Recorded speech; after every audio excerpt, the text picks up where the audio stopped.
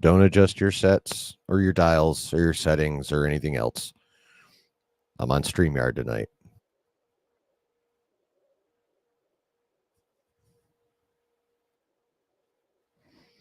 So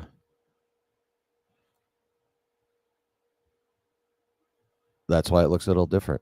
But it looks different for a good reason, because we have a special guest tonight whom we will meet in short order. But until then,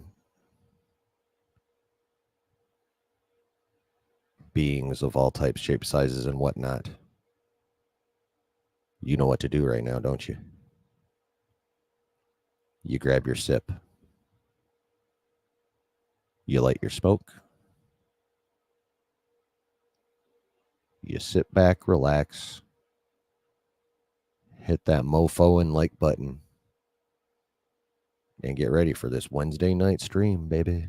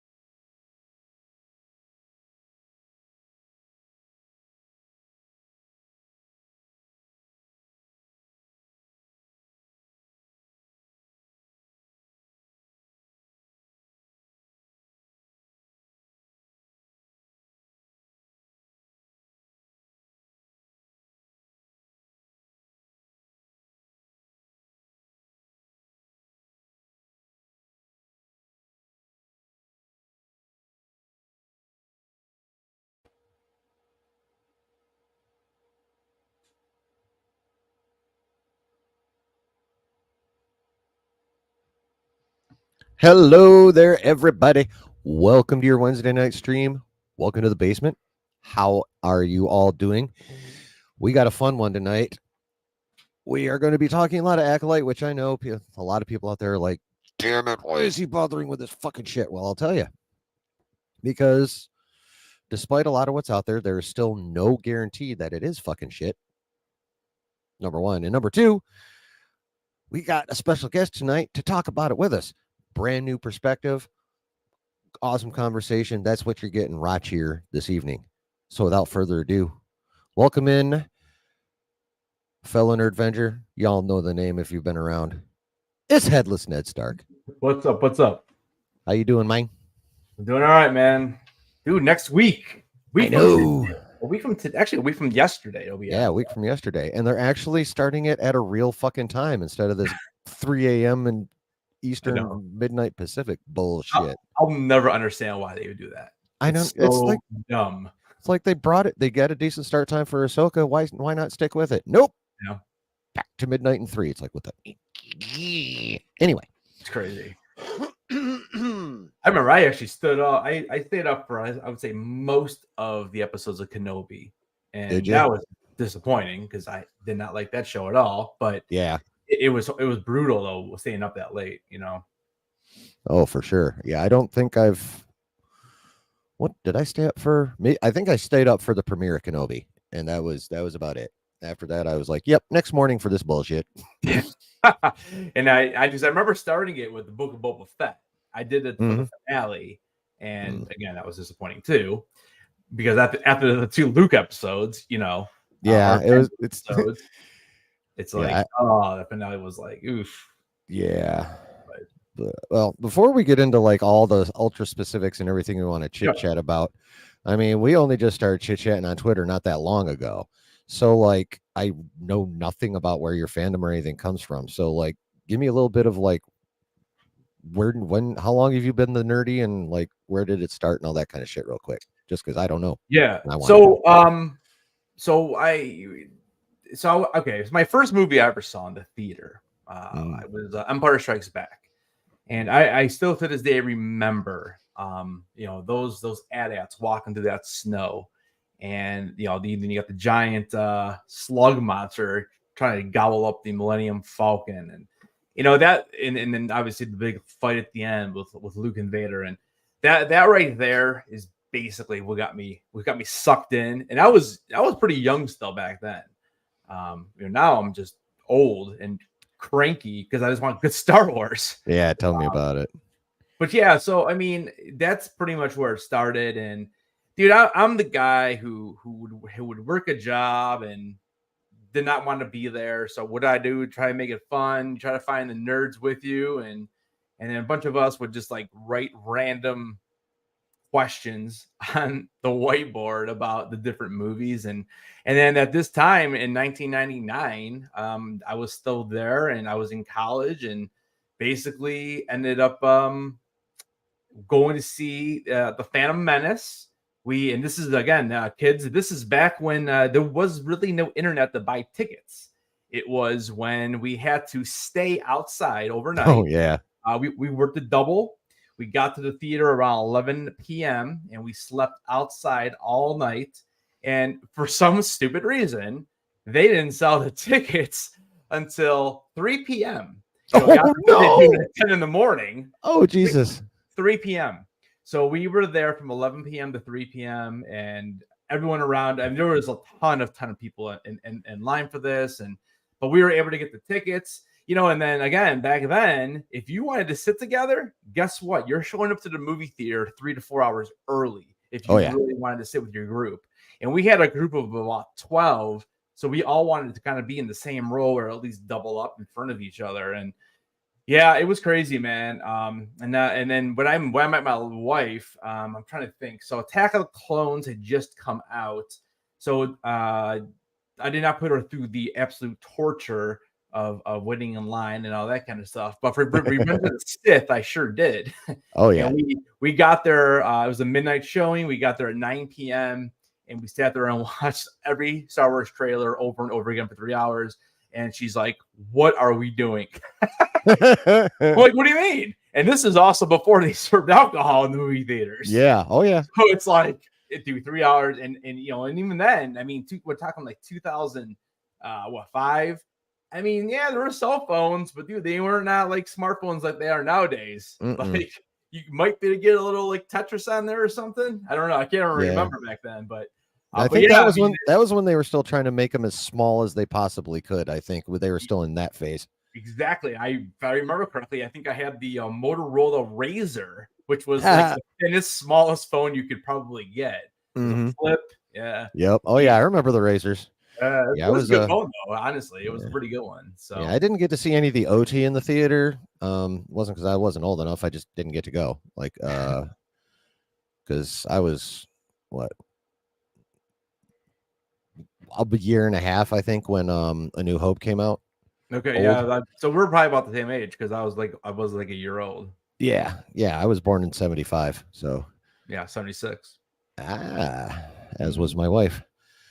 She's a 76er. Yeah, so but I did see the prequels all in the theater, so that was dope. I didn't catch the replays on those, but I mean, for me at least, mostly, I've never been like the deepest dive into. I love what I love, and I glean information as I go, but I've never been like, I'm not like you stuck me in a room with Star Wars Theory, he'd talk and I'd go, oh yeah, is that how that goes? Cool, thank you. But I mean, I have the basics down, and but yeah, so, and then I kind of got during the lockdown, during the pandy, I had the internet, and that's what I had. So that's when I started getting into YouTube again, start watching stuff. And who was I watching first? What the hell is the name of that damn channel? Stupendous Wave. It's the first Star Wars channel I started watching, right? Yeah. And then that led me to Theory, so I was watching him. And then, of course, the first time I watched Nerd Theory, that's when I found Josh. Right. So, and then I started watching it. Now it's way more Josh than Theory these days for hashtag reasons. Yeah. It's the same thing. I mean, when I first started getting into YouTube, it was I think I found Theory first. I mean, at that time he was like, I don't know, 2-point-some million subs or whatever. And yeah, exactly. Me too. Yeah, and then I found Josh, and then there's another channel. His name's Thor Skywalker. I think I've heard of him. Good. Yeah, I've actually messaged him a few times trying to do a collaboration because I think I really like his takes. Sometimes he can be a little negative, and that's the thing, dude. I mean, we're Star Wars, and people say, "Oh, sometimes you're negative." I'm like, not really. It's more being passionate, I think, than being negative. I'm just gonna give my honest opinion, and that's kind of what I do. And Exactly. but yeah, it was cool because we met through Down in Nerds, basically watching his lives and then following each other on Twitter, and it was cool because I got the hang. I met Josh back in New York Comic Con last year, and we got nice. hang out for a couple hours. It was cool. He's a little different in real life though than he is on streams. I mean, we all like Josh says, we all by the way, hello Umpty Scratch and Brady, welcome in, guys, good to see you. Thanks for coming. Umpty, he's one of my channel members, and nice. So I appreciate him being here. And I know he always gives me crap about Jar Jar, and then he makes a comment, "What movie was Headless Ned Stark in?" So just for your viewers, just a quick little tidbit on that. So same thing, during COVID is when I started doing this. So in real life, I'm actually a teacher, and during COVID, we had to figure out a way how to teach kids on the computer. And back then, honestly, dude, like even Google and like Google Meet and gosh, what's the other one called? I can't remember. It's not Skype. What's the other one? Anyway, whatever. It doesn't matter. But anyway, so I teach phys ed. So it was really difficult for me to even get any of these kids to do something. So I came up with different ways to create videos with editing and trying to at least motivate them a little bit because it was tough. And so I kind of got into it because I did enjoy the editing. Although I know we were just talking off the air that editing can be brutal because it can take hours and hours and hours. I've definitely gotten better at it, but it still takes a long time to make something really good. But anyway, so my two loves is Game of Thrones and Star Wars. So I try to figure out a way I can combine both. And I do collect some Funko Pops, and my numero uno Funko Pop is my Headless Ned Stark. Oh, of course. So it's always sitting right here. Nice. So I went ahead and named the channel that and threw up the Star Wars background right there. So that's nice. You kind of get both from me. I love both, and it is fun because during the whole year you can definitely get content. There's always something happening with these two genres. So yeah, for sure. Yeah, when did I start? Like a year and a half. Actually, I think this June will be like my 2 years anniversary for my channel. So because as usual, people are always trying to get tips from Josh and Theory back on Nerd Theory, and Theory's always like, I just started with my phone and I did stuff. So finally, I'm like, you know what? Fuck it. I'm just gonna make a video, take a picture of myself for the thumbnail, say what I got to say, throw it out there. We'll see what the fuck happens. And then I just kept doing it. That's the thing. You just be consistent in what you do and just do it. I mean, like you said, you never know. And I mean, it took me almost 2 years to get to 1,000 subs. I mean, it took me a long time. I mean, I was like over 400 some videos before I finally hit it. Nice. And it might have been higher than that actually, because I hit it last August. So it was just under 2 years, I think. Nice. I hit 190 today. There you go. Nice. But yeah, so like I said, it's I love Spider-Man when I was young, so I got a little in Superman. That was before I even knew there was a difference between Marvel and DC. It was just like, yay, comic book heroes. I didn't learn that shit till I was older. But then my college roommate was a big comic guy, and he brought the boxes to school with him. So I started reading a shit ton of X-Men and stuff. And of course, that was also when the animated series first premiered too, was in 92, right before I graduated. So he's like, we're watching this and you're reading these. And I'm like, cool. Done. So that's when I started getting educated on the actual comic side of things rather than just the watching the shit on TV or the movie thing. So, but yeah, it's the nerd journey is always unique, but it's always fun. And then streaming is like my favorite thing to do ever. Yeah, I mean, having it's to do with fun. my nerdy stuff. Not my favorite thing to do. Period. But Yeah. when No, it comes to nerding out, this is it. yeah, it's fun to turn the camera on and go. I mean, I've done it so many times. Like out of nowhere, I'll just be like, let's just do like a little. I used to do like not Apple TV, Jackbox TV. I used to do that just on Saturday nights, just for the hell of it, just to do Right. something. But yeah, it's like I said, you just you see what works, you see what doesn't work, and you see what you enjoy the most and what you don't enjoy, and you kind of gotta decide what you want to do. And I feel like that's what I've kind of come to realization of that, because there was some stuff I was doing, I hated it so much, and there's other things I loved it, and it's just being able to make the time, knowing that this is not my full-time job, not even close, and it's just a matter of just kind of keep doing it, and don't stress out if you can't drop that video that you want. I mean, there's always tomorrow to drop it. So unless you put out a schedule letting people know that when you're going to drop, just drop them when you want. Yeah, that's really all voice I have. So, but Yeah, I'm still new at this anyways too. So for sure. Okay, now one more question, and then we'll start getting into the show itself. What is your general overall feeling about the current state of Star Wars? Like, how do you feel about it? yeah, How basically how fucked do you personally think they are, if at all?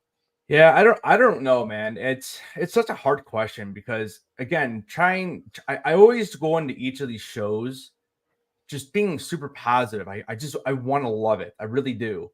I felt the same with Ahsoka. Like, I wanted to love it, but man, there was such weird stuff in that. Like, it's just amazing to me that they can't just be consistent with what they're doing.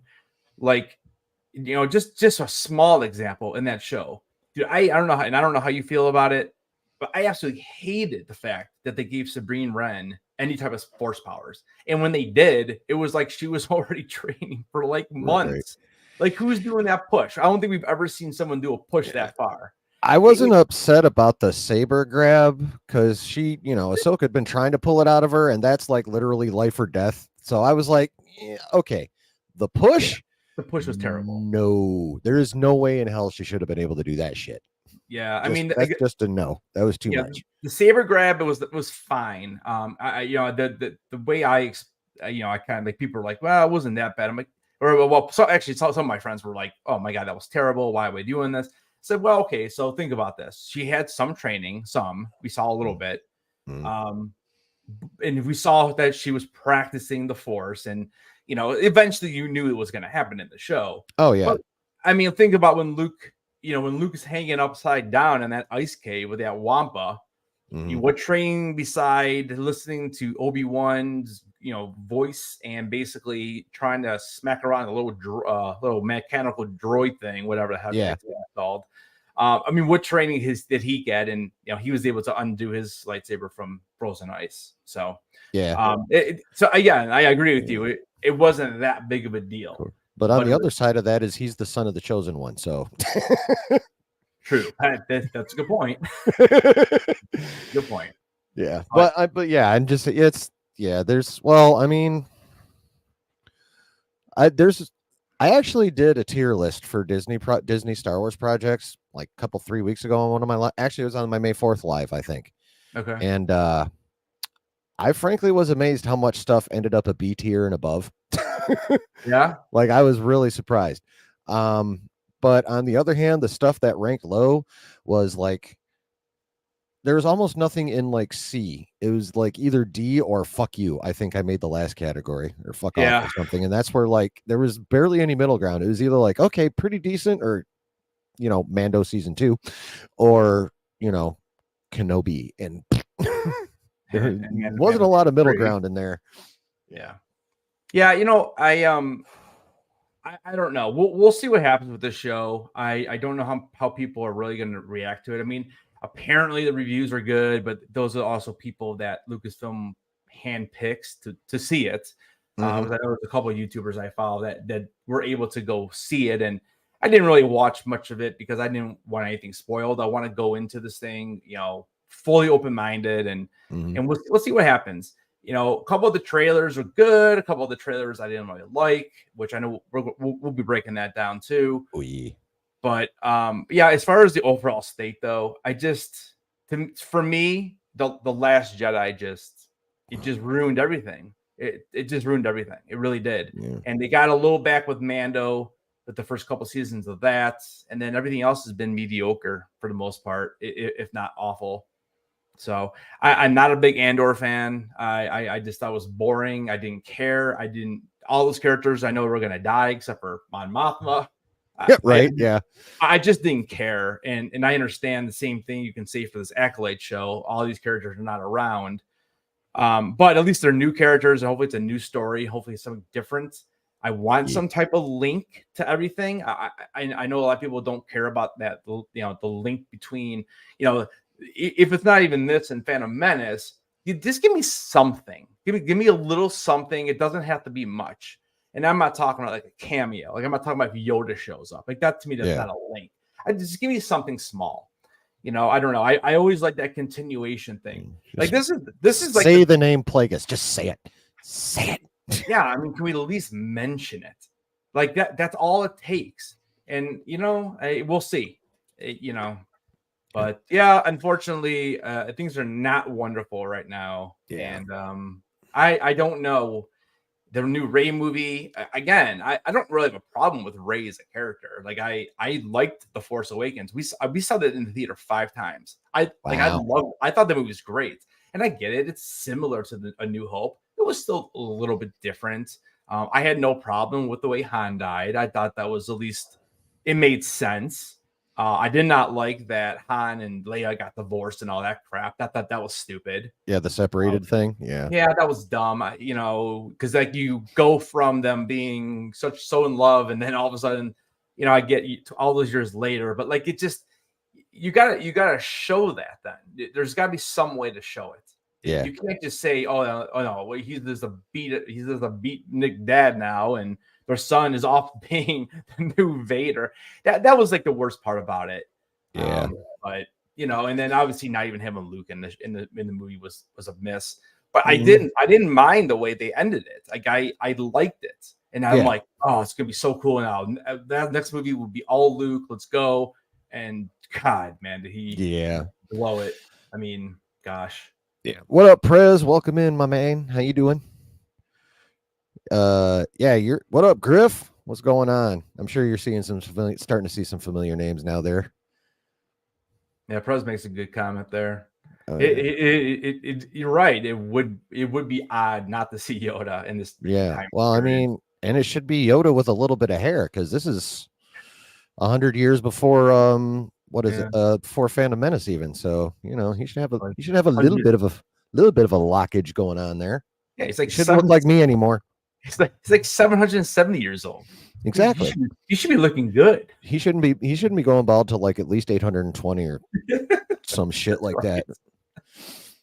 So like the sequels for me, like for all of them, I liked them initially, but all of them I came out of the theater going, that was cool, but I just had like weird feelings about stuff. Like I knew something was off, but I couldn't put my finger on it. And then I started watching Theory and Josh, and they started crystallizing it for me, because I hadn't gotten back into all the ins and outs of the characters and all that shit quite yet. It was all just kind of work. And of course, like Force Awakens was just a nostalgia fest. So I'm just sitting in my seat going, it's the Millennium Falcon. So, but it's like it took me watching other people talking about it for me to go, son of a bitch, they're fucking right. What the hell? Yeah. That's when they both got pretty big, is with Last Jedi. Because I don't even remember watching many YouTubers on while Force Awakens was coming out. It's really when The Last Jedi came out, and I don't know, man. It's just I sat there in the theater. We and what I did with all 3 of the movies, we went on the Thursday opening, which back then was always like midnight, or I think they started doing it at 9 p.m. maybe, or something like that. And then we would go the next day on Friday as well. So I would see it back-to-back days. and then I would wait a week and see it again. And I did it for all of them. Again, Force Awakens we saw 5 times because I just liked it so much. But I'm sitting there watching on the first run, and the opening sequence was pretty cool. Yes, a lot of it doesn't make sense because with the bombs falling and like, where's the gravity in space? I get it; it's dumb, but it is what it is. It looked cool, but as soon as Poe flies up and when we have real mama jokes, I was like, I turned to my wife. I'm like, wait, what's happening? Are we really like doing that? And then I'm like, okay, I'll let it slide. Let's just keep going. And dude, as soon as Luke tossed that lightsaber over his shoulder, I was like, I turned to my wife. I said, I don't know if I can watch this. Right. I'm like, what? I'm like, then I'm saying, maybe this is like a dream or something. It's maybe it'll be, reset. And then for me, the rest of that movie was just terrible. I mean, DJ, Rose Tico, yeah, Holdo. I mean, my God, dude. I actually didn't mind Holdo so much. Just as a foil Poe that kind of balanced it out. Yeah, I know a lot of people hate the Holdo maneuver, but I'm sorry. Sending a ship, cool. Sending a ship through another ship at hyperspace speeds is fucking cool. Yeah, I mean, it is. It looks awesome. The sound is pretty cool, but I don't know. The latest space Superman. Oh my God. Dude, it was. I hate that movie so much. Let's just say, it's funny like, because if Ryan Johnson ever writes for Lucasfilm again, there's going to be a riot, and I'm going to be leading it. Yeah, I just can't. I cannot believe that they would do something with him again. Like, how do you do that? And I mean, I know she came out and said not that far ago, long ago. It was like, oh yeah, he's still doing that trilogy. I'm like, dude, he ain't doing no Star Wars trilogy. No. There ain't no chance. No. What up, Lou? What do you think about them going back to Rey? What do you think about this? It's not a wise decision, is the best way I can put it. I mean, like, I don't have a problem with Daisy. Like, I don't have a problem with any of the actors. Like, I never had a problem with Moses Ingram. I had a problem with the character of Reva, but I never have a problem with Moses Ingram. Yeah. Like, I don't have a problem with Daisy Ridley. Rey's the new standard that Sabine ended up getting compared to, with the whole being able to do all kinds of fun shit with a lack of training. So,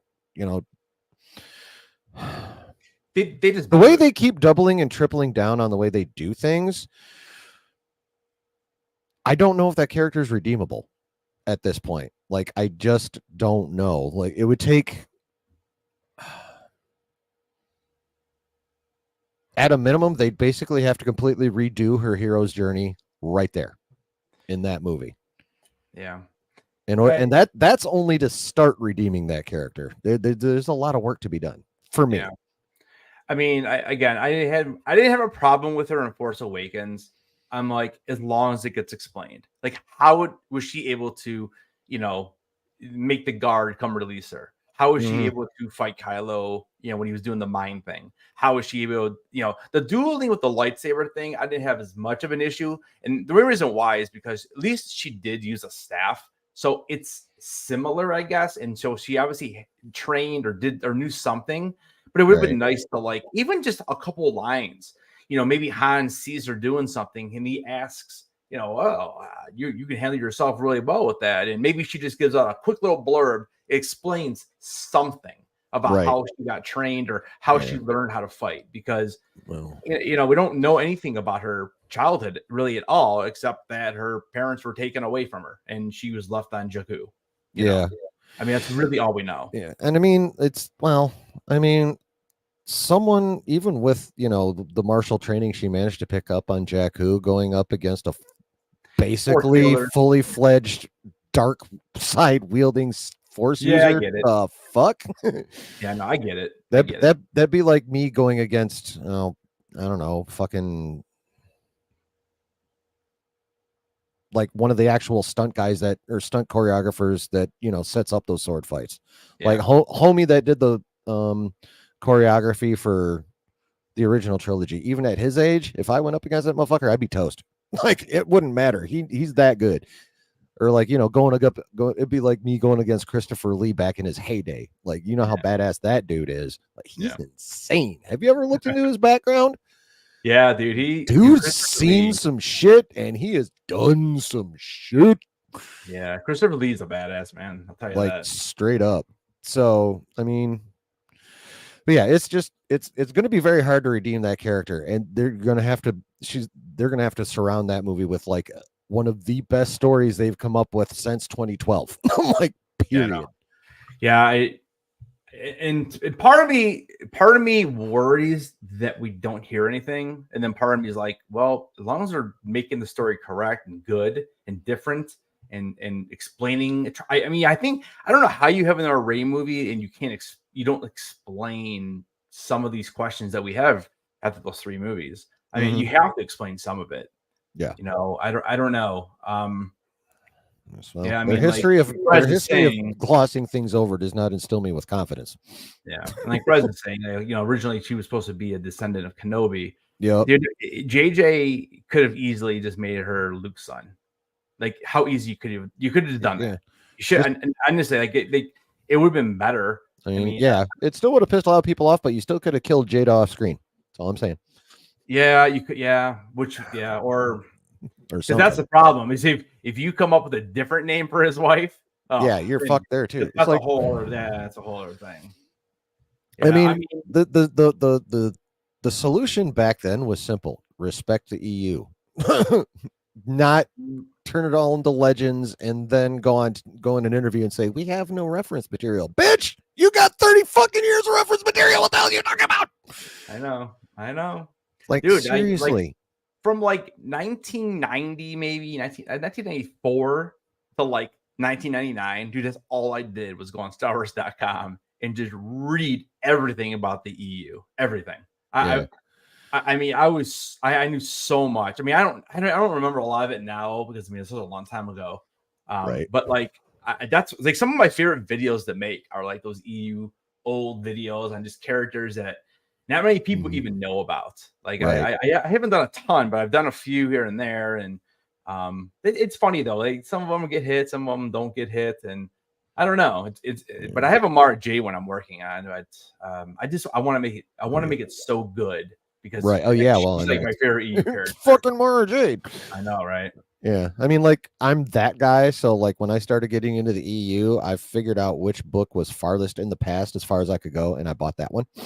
And I've been working upwards chronologically, and then I stopped buying. But chronologically, I've made it to A New Hope. But there's, like I said, I haven't bought books in a while, so there's a bunch I still got to go back. I'm that guy. Read Plagueis then? Yeah, I've read, yes, I've definitely read I fucking love Plagueis. Plagueis is my favorite one. Yeah, that book is amazing. Actually, yeah. So I started my EU journey with the Bane trilogy. I just bought these. Oh, nice. Oh, is that the 90s Zahn and not the modern Zahn? Okay, cool. This is the it's kind of nice. Yeah, there you go. That's tight. I like that.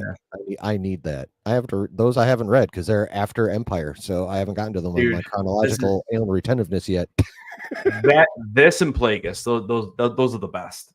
I mean, it's Plagueis is Zahn himself is just fucking amazing. Karpyshyn's good too. You've read the Bane trilogy, haven't you, or have you not? I've not read Bane. I read I read Darth Revan. It was okay. I have not read Bane though. You got to read the Bane trilogy. It's good. It's very, very good. So it's a trilogy of books, huh? Yep. Path of Destruction, Rule of Two, and I can't remember the name of the third one, but it's dope. It's basically, it goes back 1,000 years, basically right to the very end of the Sith Jedi Wars, when there was actually like a Sith army and like a fuck ton of Sith. And then basically Bane comes in, gets taken to the academy, assess things up to where he eliminates all the Sith except himself by the end of the first book. And then the next two is him and his apprentice. Who is his apprentice again? Darth Zana. Zana? Yeah. Yeah, I'm gonna have to read it. Yeah. Who's the author on that one? Karpyshyn. Drew Karpyshyn. Oh, Drew. Okay. Yeah. Okay. Yeah, he can write a book. Yeah. Oh yeah, exactly, Griff.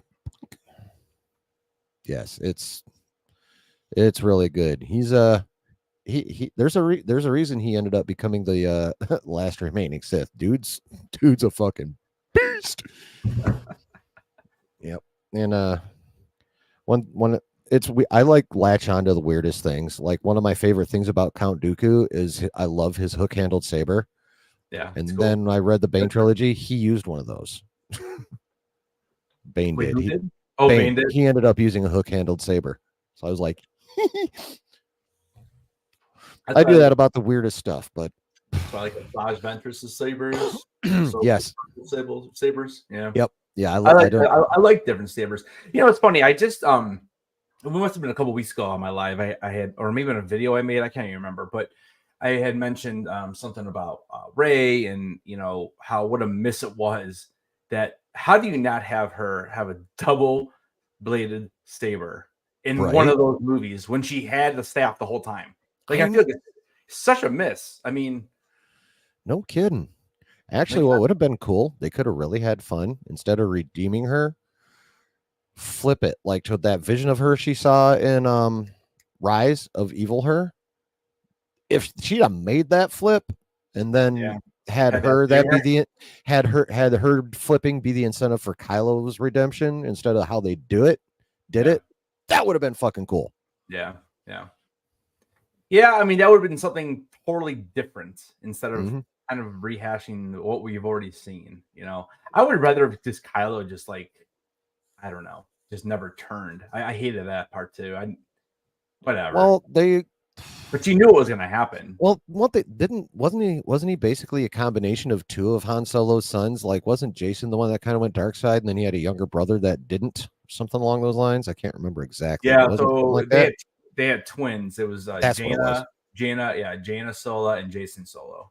Yeah, Jaina stayed light and Jason went dark. Jason went to the dark side. Yeah, that's in those books I just showed you. Yeah. Okay. And they talk about cloning in there and stuff. They talk about the cloning. They have Thrawn in there. Mara J. Oh, dude, it's so good. Yeah, I must get those. Yeah, so I do it on Amazon for like $30 for all three of them for like a special pack. That was on May 4th. I saw that deal. Oh yeah. Now, but I can't believe they're not that expensive. Yeah. Yeah, I mean, I think they're like $8 in paperback individual. No, 10 or so, 12, something like that. Whatever. Anyway, like, it's not that bad. Whatever, yeah. It's not that bad, but yeah, I definitely need those. Have you read anything of the High Republic, or are you going into the Acolyte just as blind as I am about that shit? Because I know nothing. Other than when they started talking about, I don't know. I'm not. I didn't watch any of it or read any of it or do anything with it. The only thing I've personally seen of the High Republic is when I was watching people play through Survivor and Homer's flashbacks. Yeah, that's about it. You're right. Yep. Yeah, I'm good. Well, I mean, that's a lot further back than I think. Isn't Acolyte? Is that not during High Republic though? Is it? It's at the very tail end of the High Republic. Very tail. Okay. Yeah, well, like it's 100 years. Yeah, it's like I guess the High Republic literally ends within 5 years or so after the end of this. Well, maybe this season. Allegedly, they've already got season 2 in development, but yeah, we'll see. But yeah, I guess this is set like right at the tail end of the High Republic before it becomes, what we see it over time in the Phantom Menace. The dark times. I don't know. One of the dark times. The dark times, I guess, are technically after Clone Wars, but. Yes. Well, technically after Revenge. Yeah, maybe I'll check that out. So, yeah. I don't know how. I mean, I've heard mixed things about the High Republic. I guess there's like some really good books that they've put out during that era, and I guess there's some not so great books. So the last book I read, I don't even think I finished it yet. I was reading what's that one? Who's it by? Gosh, it's the one where Luke and Lando go on the missions, and this is between Last Jedi and Rise of Skywalker. And they try to explain some of that stuff with like the knife and all that kind of stuff that happens in Rise. Oh yeah. I know nothing of that. Yeah, I mean the book's all right. I just don't. I know I never finished it. I can't remember the name of it now, but they have phases. They have phases. Okay. Alrighty then. Cool. But yeah, so enough of the bullshit. Let us get into what we are actually here for, which is trying to figure out if this show is going to be fucking good or not. So let me see here. So just really quick, Yeah. I just looked it up. So yeah, the High Republic takes place between 500 and 100 BBY, which is Okay. 100. Yeah. So this right. is 100. So this is yeah, like you said, the tail end, if not already, if not already over or whatever, or just Yeah, it's like right before the Republic starts to devolve, as they might say. All right, so let's see here. So have you looked at these characters that we're getting? Like, I know haven't we done talked- any kind of deep dive on them at all. No. Boop. Okay. So this is the first trailer we're gonna watch, and then we'll watch the fight one. What up, Jared? How you doing? And since this is a trailer, Disney, you fuckwads, they like to copy strike the shit out of me when I was talking about X-Men 97. They like wasted 2 of my streams, sons of bitches. But you can just edit those out though later. yeah. Anywho, but this is a trailer, so we should be good. So this is like the first official trailer, or the most recent official trailer, I should say. Oh, oops. Here we go. A Jedi. One more again. Last night, a Jedi was murdered.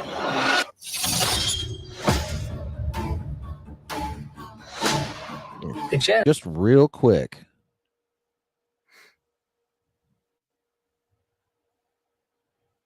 This image we need to lock in our brain because I think that building gets referenced in that the clip that we're gonna watch in the fight clip. So I think it looks familiar. So let's keep this in mind.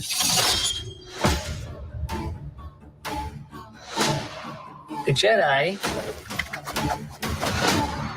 justify their galactic dominance in the name of peace. But that peace is a lie.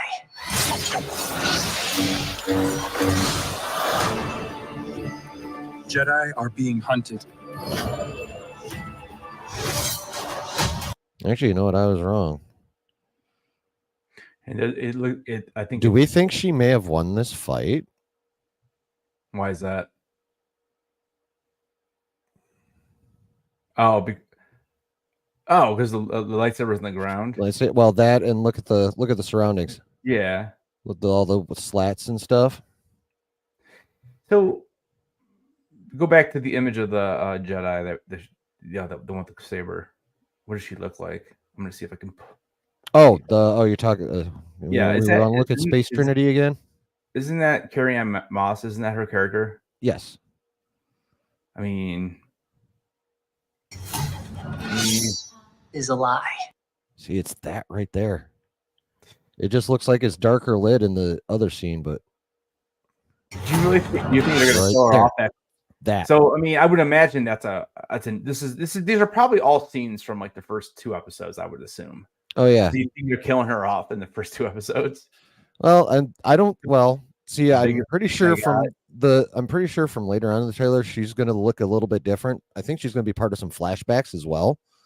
But as for, I just think I don't know for sure. I'm just saying, darken the lighting, floor. God damn it, I'm pointing at it like you can see me. But yeah, darken the lighting, floor. This wooden slat shit here. So go back again. Yeah, I mean, it definitely could be because you got the lines there and the door, and then let the light in a little bit. Jedi was murdered.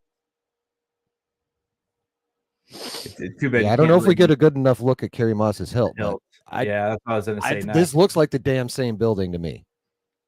I mean, look at it.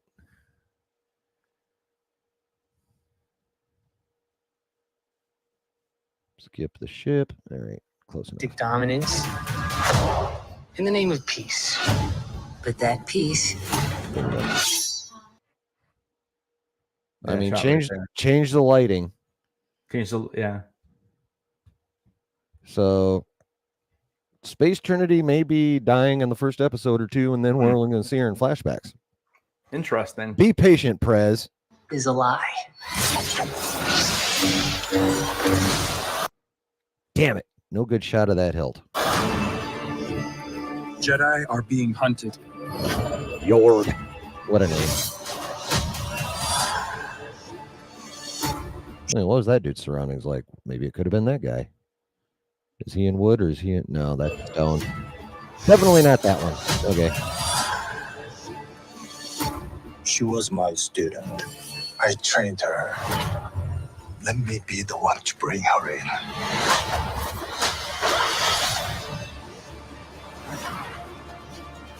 I sense this is only a small part of a larger plan. Sounds like Some sort of shift Nebula, to not tip the Nebula. scales. It's time. Oh, that Face the shot. past. That's a tight shot. That ship. See, that's a flashback, I'm pretty sure, Destiny is not. from the first time they went to the village. This scene, because look how young Lee Jung Jae is. Look at his hair. So this is either a very early scene or a flashback scene from where they're going back. And here's what I'm thinking. I'm thinking we're going to be getting. But there's another guy. There's that. Is it? I don't know how to say his name. Quimmer. I'm not sure how you're pronouncing it, but he kind of that. So you think that's that's true. It could be him. Destiny is not It's hard to see. decided Yeah, it for is. you by an anonymous force. Yeah, it could be. That could definitely be a flashback. By an anonymous force. This is theory. If you want to pull the thread and change everything, then pull it.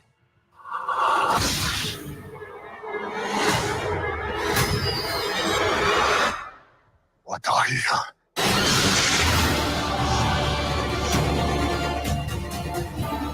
I'm a problem.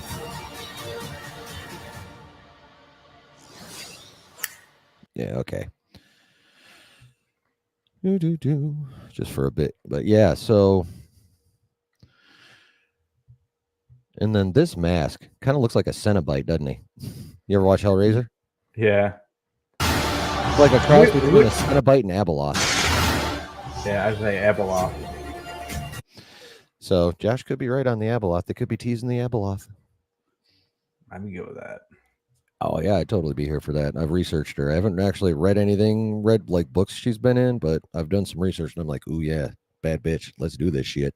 Dude, I think bringing Abeloth would be all. I hope that's where we're going with it. I think so. There's too many hints not to do it. Like I don't know what you do. Yeah, I know. If you're not going to do it, I don't know what you're trying to do then. Because yeah, I mean on top of the hints they gave us at the end of Ahsoka, now they're giving us this mask too. It's like, yeah, fucking Dave, you better follow through. Yeah, there was one other thing in here I thought was interesting, but no, I can't remember. Oh yeah, it's like, yeah, this scene here. Larger plan.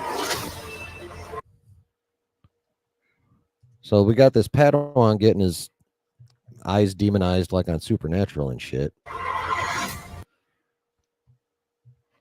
And is that a Jedi? Obviously, this is the Wookiee Jedi whose name escapes me right now.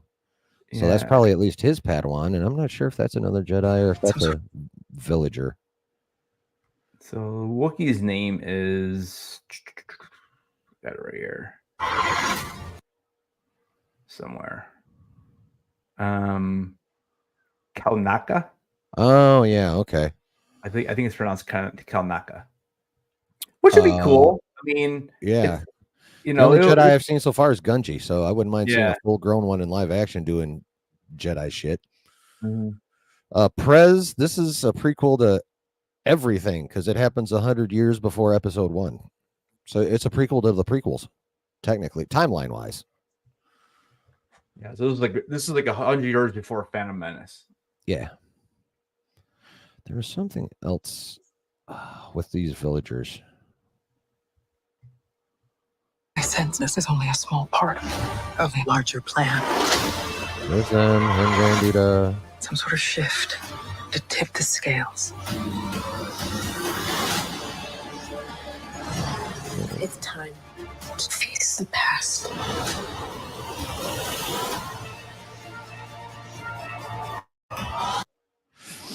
Okay, so you remember building up some lore? Oh yeah, shut up, Prez. Yes, potentially they could be they could be giving us yet another tease of the Abeloth. Uh, but so you guys remember the old leaks where the old plot leaks where the original plot was you've got sisters in this village that's being attacked by raiders, and the Jedi show up and realize like both the sisters are force sensitive, but one's a bit more than the other. So they're like, you let us take this one to the Jedi and we'll help you deal with your raiders when they come back. So they're like, cool. The Jedi come back too late. Most of the village is white. They have angry other sister who we're assuming is May. We'll come back to that though. So it's looking like I think these ones that look like a go, like this one here where Lee Jung Jai looks younger, if that is him, and I think that is, and where she looks different. I think this scene might specifically be when they come back after when they came back too late to help the village. This right here. Yeah. So are you saying are we saying that she's older than he is? That she's older than you're him. saying No, I'm saying they're peers. Like you and they're I. peers. Okay. Yeah, they're peers. Okay. I'm just saying, like, even where's that scene with the little girl running through the forest? I mean, she's got to be like 8 to 10 in that scene anyway. So I'm thinking there might only be like a 10, 12-year difference wherever the hell that was. But I'm thinking there might only be like a 10, 12-year difference from the first time the villagers go to the village till the modern point. You know what I'm saying? Like, they're not going to be aging that much because that May chick looks like she's still in her early 20s. You know what I mean? So, and this is all, I'm just guessing here. Like, just based off the plot leaks that seem to be borne out at least a little bit in the trailer. So I shared it to that picture. That way the check can kind of yeah. Let's boop. Nice. So there you go. So this is Abeloth. Mm-hmm. And then there's the helmet we see. So it's interesting why you make it look like that. Yeah, it is very close. I mean, despite all the how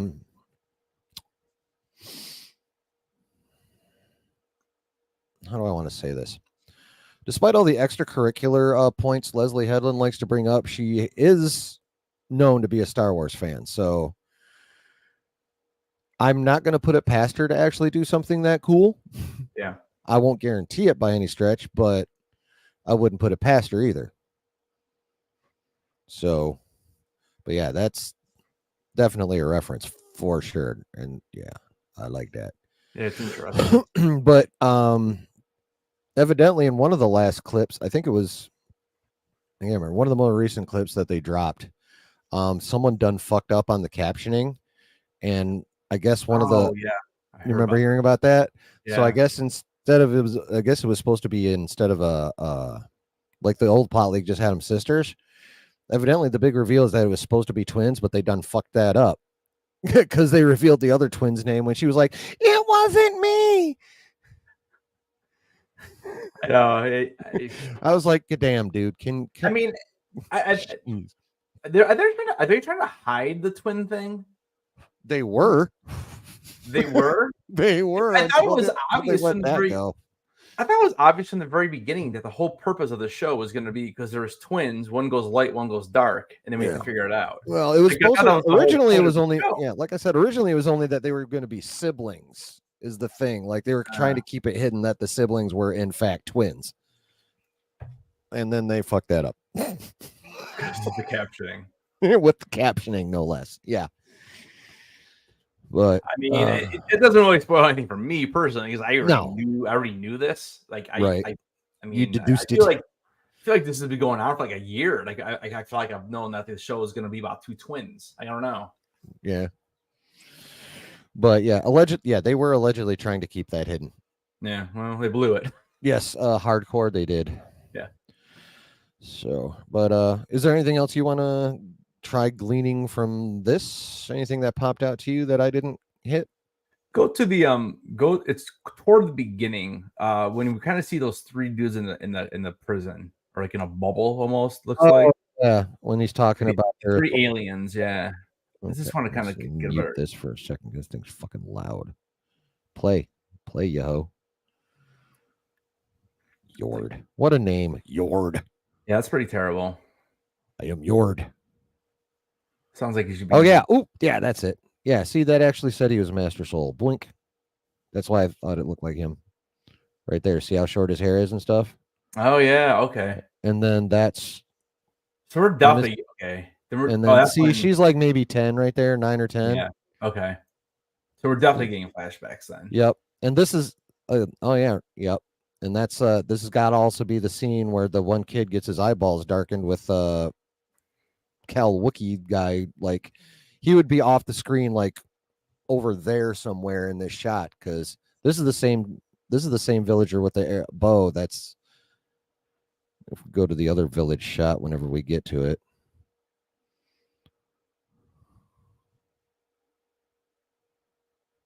Yeah, it's just they show when she's growing up. Yeah, I mean, yeah, I think it's right here. Yeah, it's coming up. Yeah, see? Yeah. Same villagers, same bows, same short-haired Li Jung-jai, Wookiee. So yeah, we're definitely going to be dealing in two different time periods, and it looks like they're going to be about 10 to 12 years apart.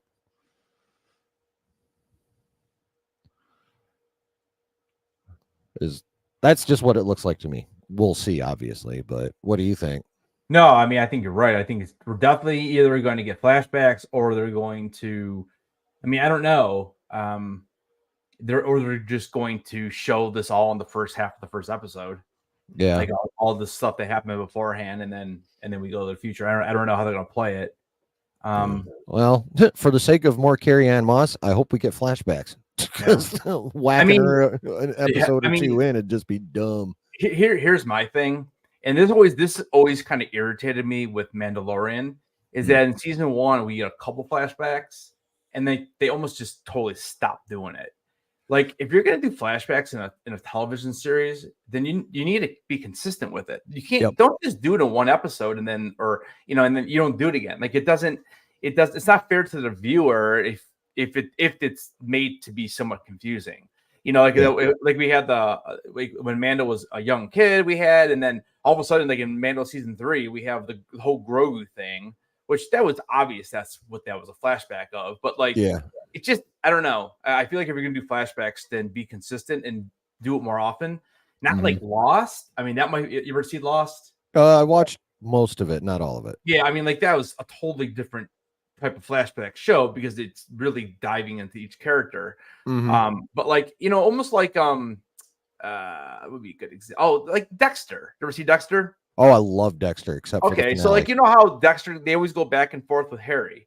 That is done correctly because it's not every single episode, but it's enough where that is always going to be a flashback. Again, unless they're trying to trick you in it, I don't know. But like you're right, that is definitely him with the shorter hair. So I don't know. I'd be interested to see how they're going to play this off. Yeah. Well, just for me, I feel like they should start it. Honestly, I feel like it should be a cold open with May killing somebody right from jump. And then we get that Yord with his report. They kind of start to figure out what's going on, and then they start beeping back to give us the backstory. Like, okay, we think it might be this chick, but why is that? Flashback. Did you what's like going Andor? on with this village? Flashback. Here's how I describe Andor. Andor was, to me, a really good sci-fi TV show that someone just slapped a Star Wars sticker on and thought it would work, and they were wrong. Like, if without the Star Wars label on it, I enjoyed it as a sci-fi show. I liked the story. I did it. Was the pacing that of a tortoise? Yes, it was. But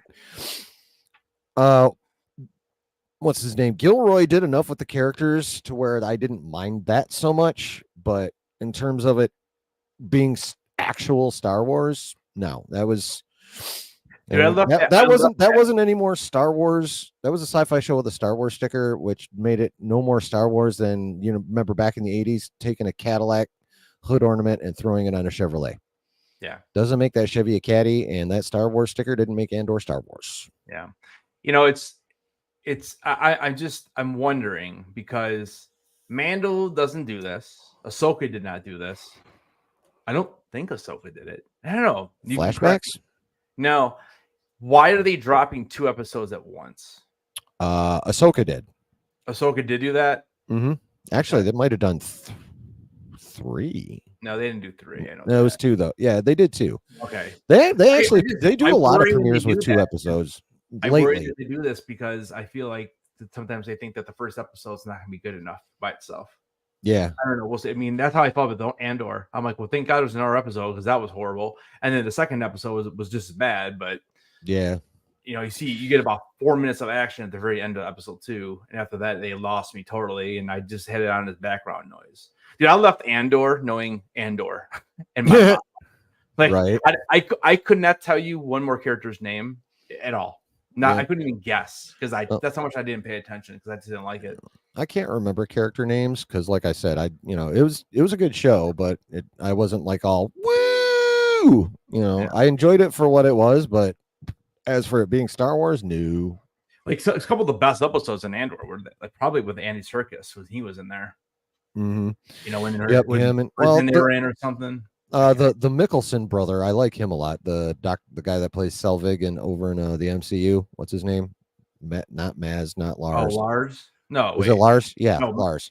Well, Lars and Mads are both in Star Wars. Yeah, well, I think Lars is the guy that was recruiting Andor, I think. So, and I enjoyed that guy's character. I enjoyed that character a lot. I can't remember his fucking name though. Give me a second. Wait, Mads Mikkelsen is in Rogue One. Yeah, he's Jyn Erso's father. Yep. Lars is Thrawn. Oh, well then, who the fuck is? Goddamn. Yeah, I'm like, wait a minute. Okay, yeah. I'm confusing all my whatchamahooters. I Like, don't care about that. Stellan Skarsgård. Oh, Skarsgård. Oh, yeah. Skarsgård. Yeah. Yeah, I knew he was a fucking brother or a dad, or I knew it was a goddamn family. He's the brother. He's the brother of the other one, the younger one, right? Aren't they brothers? I think he's Alexander's dad. Okay, so he's the dad. Like the big blonde Nordic motherfucker from True Blood that did the Tarzan movie. Yeah, I think Stellan is his dad. Oh, that's his dad. Okay, yeah. He's the one who got the mind. What do they call it in Avengers, the first movie by Loki? He's the one who got whatever the heck they call it. Yeah. Introduced in Thor, but yeah, that's him, Stellan Skarsgård. So whatever his Luthen Rail, that's his name. Luthen, yeah, okay, I do remember. So like his character, I enjoyed a lot. So yeah, he's a good actor, that's for sure. Yeah. So, but yeah, like I said, there's aspects of that show I enjoyed, but and it was a decent show just as a show. But as for being actual Star Wars, no, thank you very much. No, I'm good on that one. Yeah. So anything more where's my mouse? Come here, mouse. Don't fuck with me tonight. Are you losing charge, you piece of shit? Okay, there we go. You got anything more you want to talk about in this first one, or do you want to dip into the fight one? Yeah, let's go into the fight one. All right.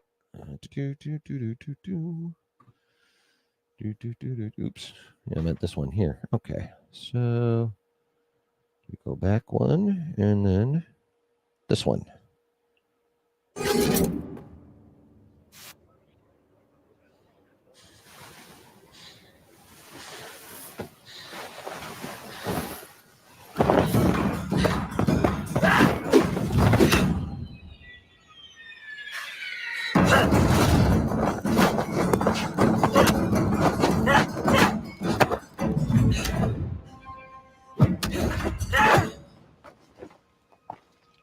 You attack me without a weapon. Why?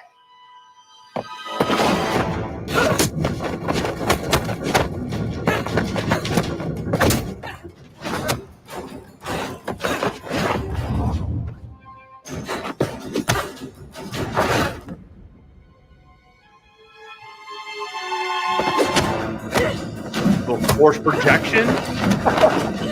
I'm thinking they cheaped out on some force speed. They just didn't show it. Yeah.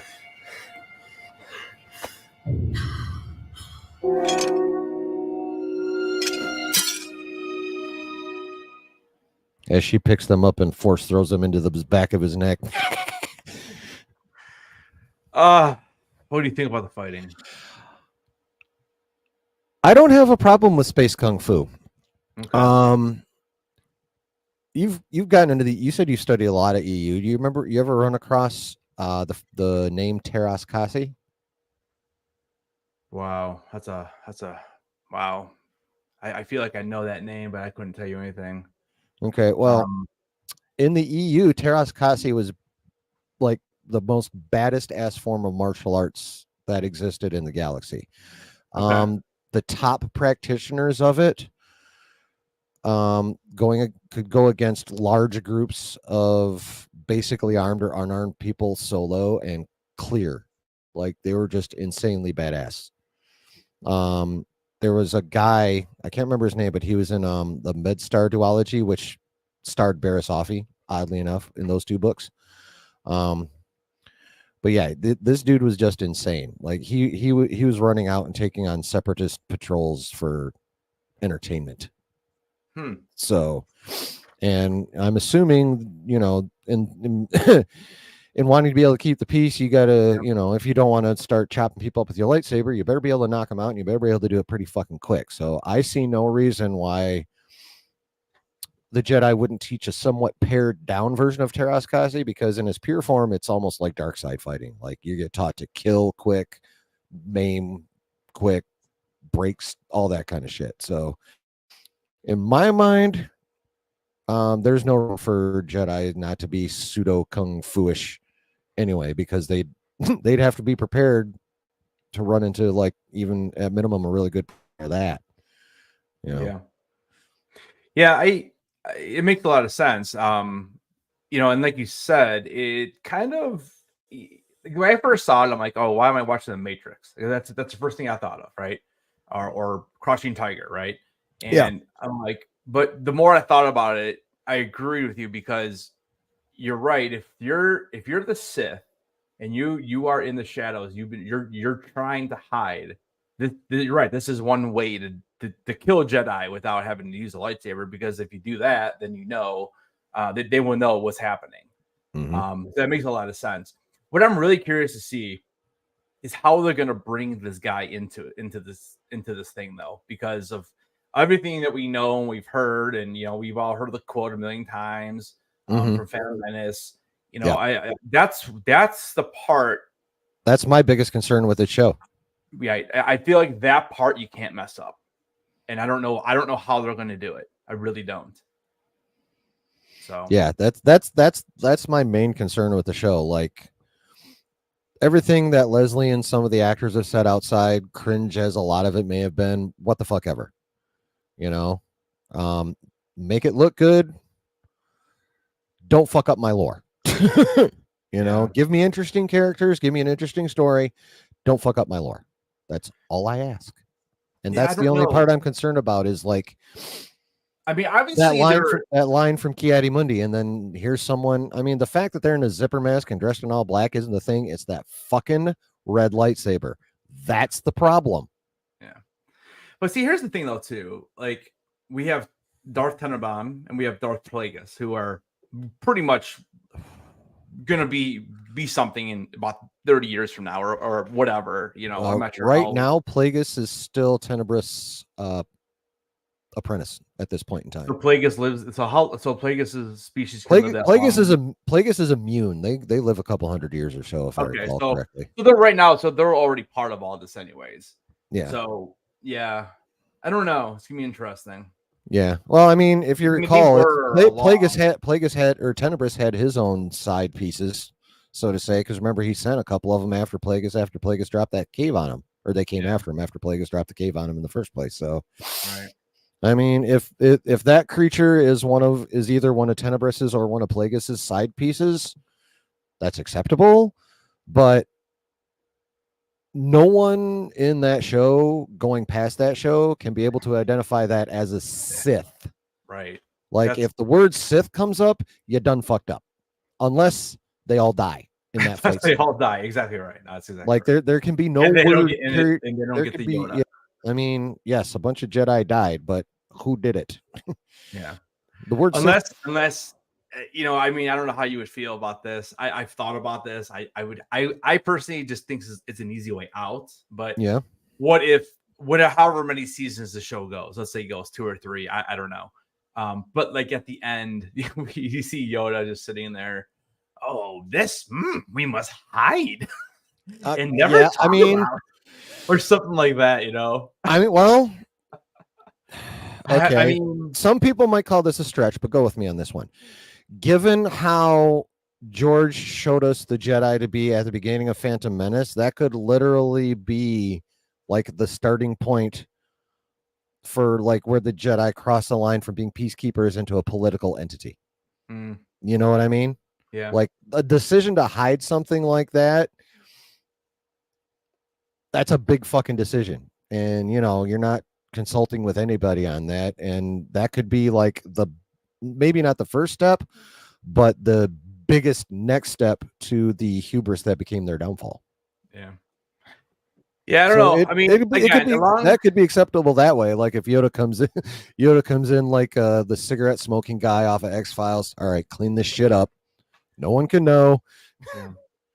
Or coming in like Agent M or whatever, Agent K or whatever, and you Right. those little and everybody oh right, yeah, like Men in Black. yeah, comes, what was that? Agent K comes in like the wolf Harvey Keitel and Pulp Fiction, just cleans it all up. Right. Like, come with me. Yeah. We'll take care of this. Or Yoda's up there and make everyone forget their minds or whatever. Mm-hmm. Yeah, We'll see. Like I said, I mean that really is the thing that scares me the most is that they mess this up with that part of it. I mean, I think the show looks good. It you know, to me, Kenobi always on film looked like small scale. It just looks small. You know, where I thought Ahsoka looked much bigger. It was just seems like a bigger world. And well, one thing is they used a lot of practical shooting for the Acolyte, from what I understand. Yeah, which is like the much better, more. Though. It's always better. It is always better. I don't know if you saw this. The budget of the Acolyte was released today. Oh yeah, what was it? Yeah, 180 mil. Wow, that's a lot. It is a lot. And let me ask you this: both those trailers that we've watched so far, did either of them look like they came from a $180 million TV show? Like honestly, yeah. I mean, 180 million. 180 I'm million. think. But again, you got to remember though too. They're famous for doing this. Like they're only showing you the first 2 episodes. If even, yeah. I mean, we're not getting a whole lot. No, I'm just saying though, like the trailer. I know what you're saying. I mean, it's the lighting's a little, you know, there's things that probably shouldn't be there if you're spending that kind of money on that show. Like they're not huge. Like don't get me wrong, I'm being a little nitpicky, just a wee bit. But on the other hand, 180 fucking million dollars. That's like a decent MCU movie budget. Yeah. Like early phases, phase 1 or 2 budget. You know, obviously it went nuts by the end there, but you know, we're talking like an Iron Man 2 budget or some shit like that. What was Game of Thrones budget the last 2 seasons? That's why that is a good question. I have absolutely no idea. If I can ever learn how to type, better. So the 6th season of Game of Thrones. You got it already? You want to share it, or you want to read it? 10 million. It was 10 million per episode for a season total of about $100 million, which was a record. Yeah. The and budget that's for 10 episodes. We're only getting 6. And then they said the last 2 seasons averaged about 15 million. About 15 million episode. Yeah, it's kind of crazy. 180 million. That's a lot of money. Yeah. But here, you know, let's say the show is not good, and say we're on here in a month and we're saying I can't believe that this is $180 million. Blah blah blah. Right. Oh, there's 8 episodes, not 6. Okay, good. I was about to 8 episodes, see, that's why I'm not a huge fan of the double episode, because now it's 2 episodes gone, so we have 6 weeks left after that. Yep. Which, you know, it's fine. I guess it's only 1 a week, but still, it's you know, that's the thing. They I don't know why they try to rush through it. Like, don't you want people talking and people like, I don't know. That's why I'm so confused why they dropped the double episodes. Like, you don't. I will say that just at least to my memory, just off the top of my head, everything that Disney or whatever has dropped a multiple episode premiere for. After watching them, thinking back on how the first episode generally ended, I'm like, oh, this is a good idea. Otherwise, I'd be pissed. Yeah. Well, it's like they do. It's like they almost purposefully every time create like a double premiere. Yeah. But instead of making it an actual one episode double premiere, they give us a quarter of the show first instead, or a sixth or whatever. That kind of thing, which is a little ridiculous. If you need it to be all like one tight thing, then make it one tight thing. Make it an hour-long episode. Like the average, I think the average length, this isn't going to be like a long show. Like the episodes only average like 30, 35 minutes in total length, including credits. Are you serious? Yeah. See, I don't know what. Dude, all you got to do is go look at House of the Dragon. I know. Our episodes, it's crushing it. Yep. Why don't you want people to stay? I don't know. I don't understand it. Yeah. Bad enough with 8 episodes. Now you're telling me that they're gonna be like friggin' Mando style episodes again. Mm-hmm. I don't understand. Why don't you fill the hour? I don't get it. When there's only 8 episodes, I don't know how you don't go at least 50 minutes on these episodes. I don't know. That's disappointing. I did not see the run times. Yeah. Although are they all listed? I'm checking right now. Okay, so it was a quote from Headland in Collider from March. When asked by Collider about the runtime of episodes, Headland confirmed about 30 minutes. Yeah, I would say some of them are a little bit longer, like the finale. I think it's 40 minutes, but there are also some that I think are barely 30 minutes. On average, I would say somewhere between like 30 to 35 minutes. That's right from the showrunner's mouth. Yeah, everything I'm saying is between 30 to 35 minutes. Yep, and that's including credits. So, that's like 4 minutes right there. Yep. And then starting not next week, but the week after will be actually they probably still will throw like a preview from the first episode even before the second episode. You know what I mean? Those little summaries. That'll be 2 minutes off the front of the show too, with all their stupid ass intro shit. So we're probably looking at like 22 minutes of actual episode on average. It's like watching an episode, like it's watching a few minutes extra from an episode like The Bad Batch. Yeah. Well, fucking X-Men 97 was literally going 30 minutes of actual cartoon plus stuff. Like they were 35 minutes runtime and 31 minutes of it was like full cartoon. It was amazing. Have you watched that show? Dude, I haven't. Do you do Marvel much at all, or are you basically just Game of Thrones, Star Wars? I don't really break down Marvel. I understand. I don't know that much about it. Like I enjoyed the movies. Some of the series are fine. Others like Loki season 2. I couldn't even get into. I didn't finish it, which I need to go back and do it. But the first 2 episodes I didn't like at all. I was like, it just I don't know. Well, you need to watch X-Men 97 if you like X-Men at all on any level. This show's gonna blow your fucking mind. Yeah, it is that good. It's hater proof. Like there is, except for the most rabid of that crowd, radio fucking silence for that show the entire time. Yeah. Is it based on like the old cartoon? It's a direct continuation of the old cartoon. Oh, okay. Like it picks up right where that one leaves off. So I never like really watched the cartoons and everything, but like what up, Dub? Just from hearing what you've been saying and what Josh have been saying about it, I know it's good then. I mean, it's fucking amazing. Yeah. Like amazing. There's no negativity on that at all. But again, that's what happens when you have a good story. Exactly. It's and like if you've anyone that's like listened to me for any length of time knows I have nothing but pure disdain for that section of any fandom. So I like whenever I see something come up, I'm like, well, first of all, you're wrong, and here's why. And then I love the fact that Bo DeMeo is a gay black man who wrote a hater-proof Marvel show.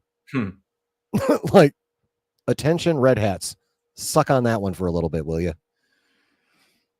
Yes, Dub, you're correct. You just had to hear me gushing. He's like X-Men 97. Yes. Yeah, I need to sit down and watch it. How many episodes are there? Like 10? Yeah. Wait, is it 10 or is it 8? I think it's 10. Okay. God damn it. Learn how to type, would you? See, that's my big problem with Bad Yep, Batch. there's 10. Like Bad Batch should be like 10. Instead, they drag it on for like 15 or 16 episodes. Yeah, and they definitely could So some of those. I mean, that season was just, I don't know. It was all over the place. yeah. You bring Asajj back for what reason? I mean, they better do something with her then. Yeah, well, here's what I think. Based off how that show ended, I think if it's not the next like long form animated series, like not like a Tales of. Yeah. Don't get me started on Tales of the Empire. That was weak. Anyway, I think our next long form animation show will probably be what's her fuzz? Omega, like once she gets to the rebellion and starts flying like she said she was going to go do. I think we're going to end up with a series about that, and I think they'll probably end up working Asajj in that way. Since they've already connected them. Now, whether they fuck around with Omega actually being force sensitive or not, I don't know. I hope not. I feel like they ruined that already. I feel like they brought her in, they tried to do something, and then they ended that season the way it ended. Yeah. And I feel like at this point, I think it's dumb if they bring in Asajj with Omega. If anything, they can connect them because Asajj is a bounty hunter. Yeah, I mean, but so they're just gonna go on missions together. I mean, is that what we're saying? That's why Omega wasn't around during the that's why we don't know of Omega.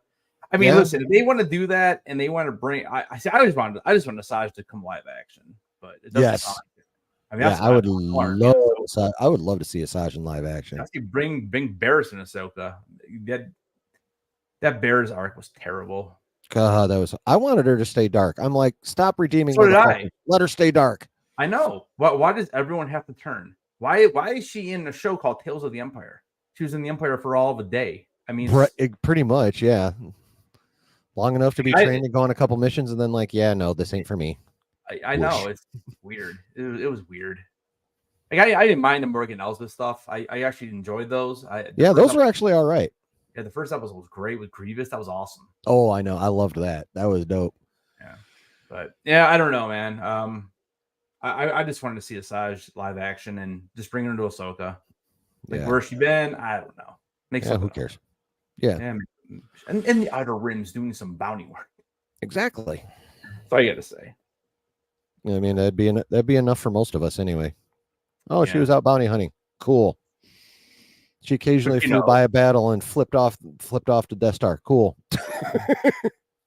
No, but as everyone says, it's we just hate females and everything. As we're sitting here talking about how we both want Asajj and Barriss in live action. That's too much females.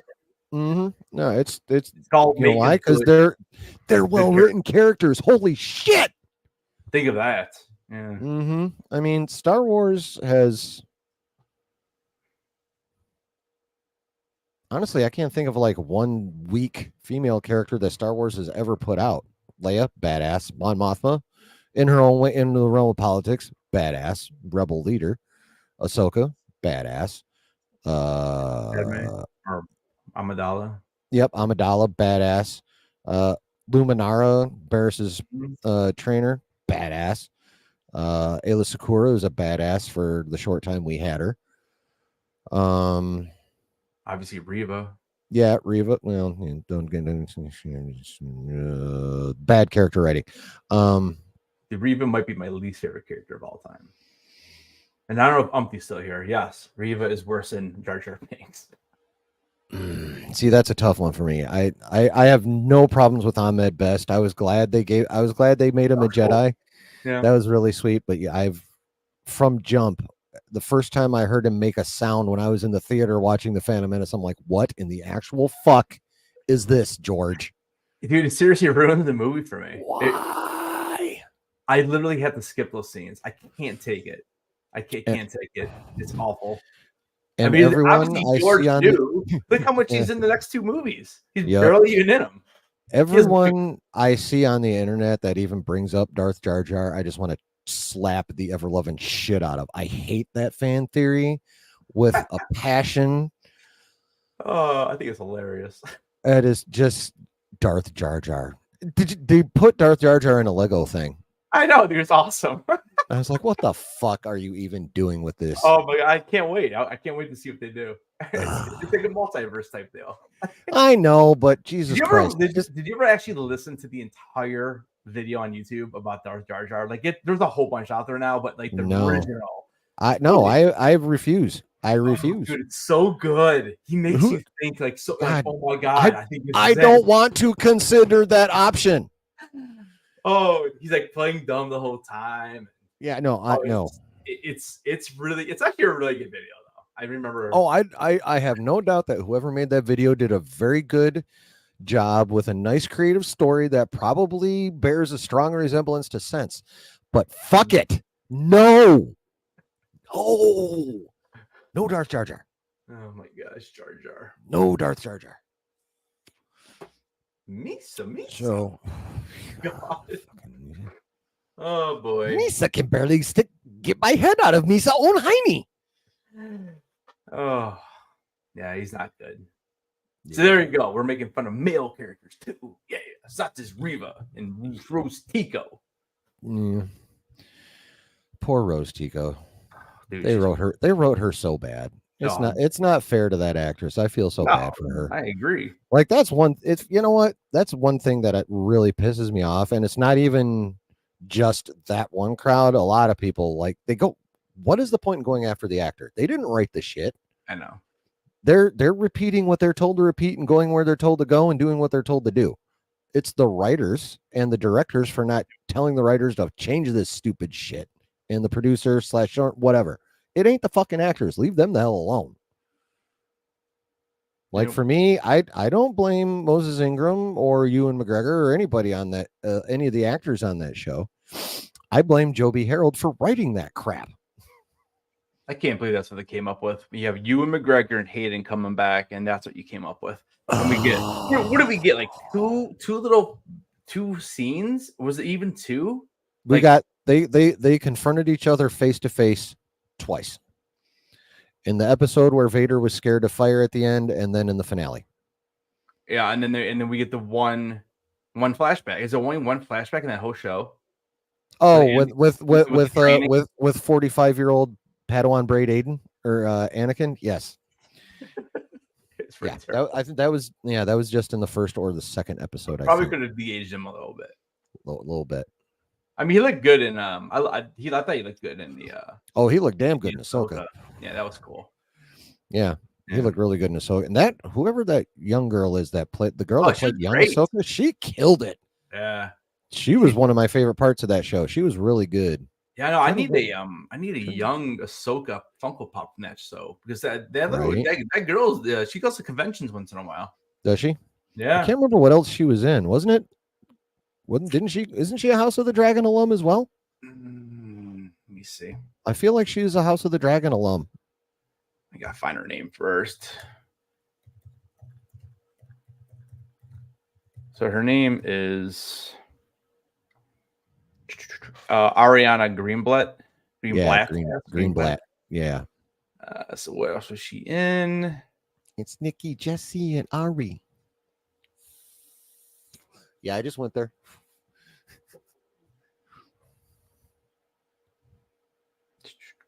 I don't think she's in House of the Dragon. What up, Jay? I'm surprised you came in. We're talking about Star Wars. Yeah, actually kind of the last two, though. Episode 7 was pretty lame.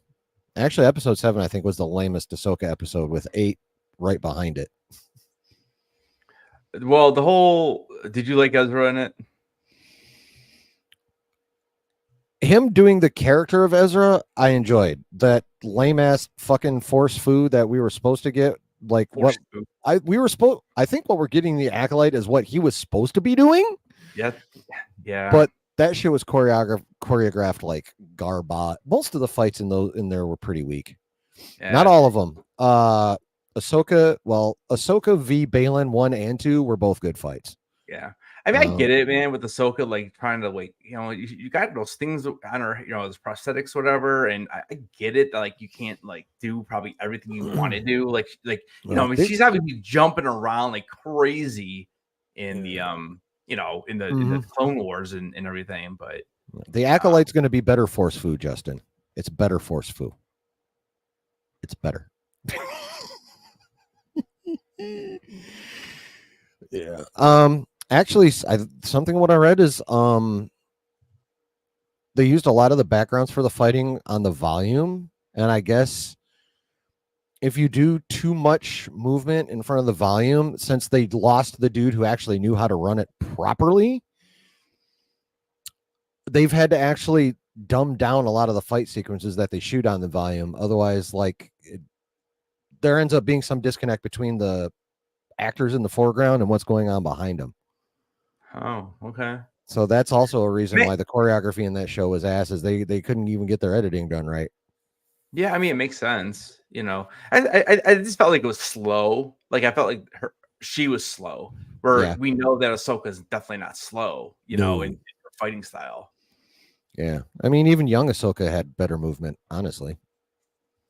Like when she came flying in and was taking out those droids and shit at the, I think it was the last flashback scene that they did. Yes, I know, Justin, you don't like the Force foo.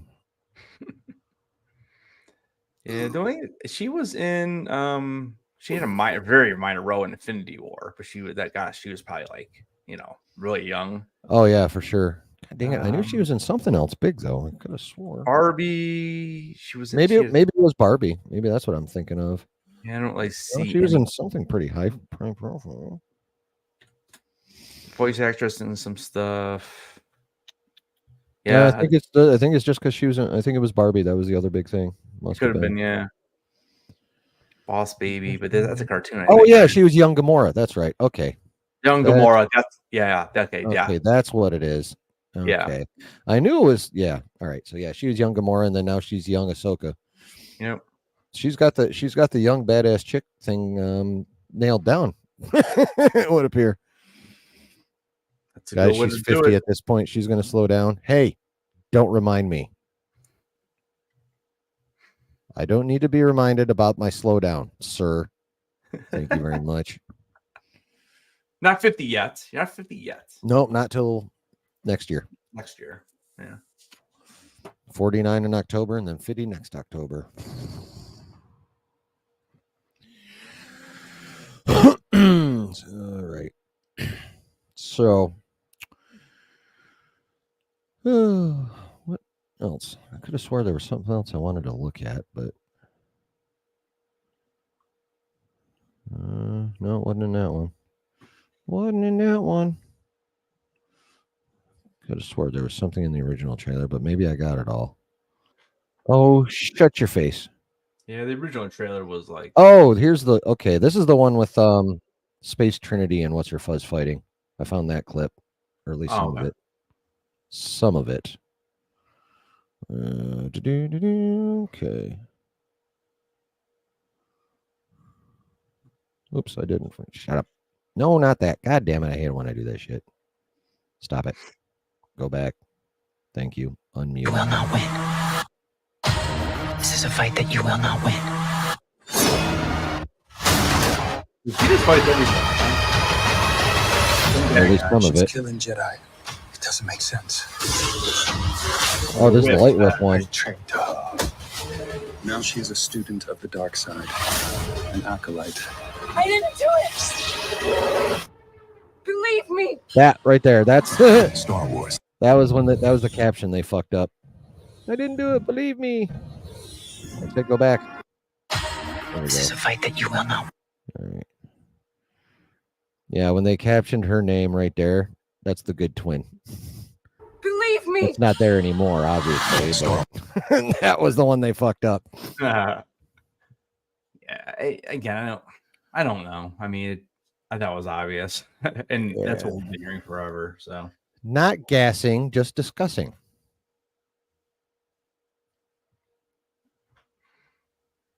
We shall see. I'm going in optimistic. We'll see. Yeah. Like I said, I think, like we said, like 40 minutes ago. I think the biggest thing is don't mess up the Sith stuff, because there's got to be some type of explanation. Like you can't just keep retconning and just not worry about it, because it's gonna make so many people mad. Yeah, like that might be the final. Like if they do that, like another one more smashing of lore might be the final straw for like those of us who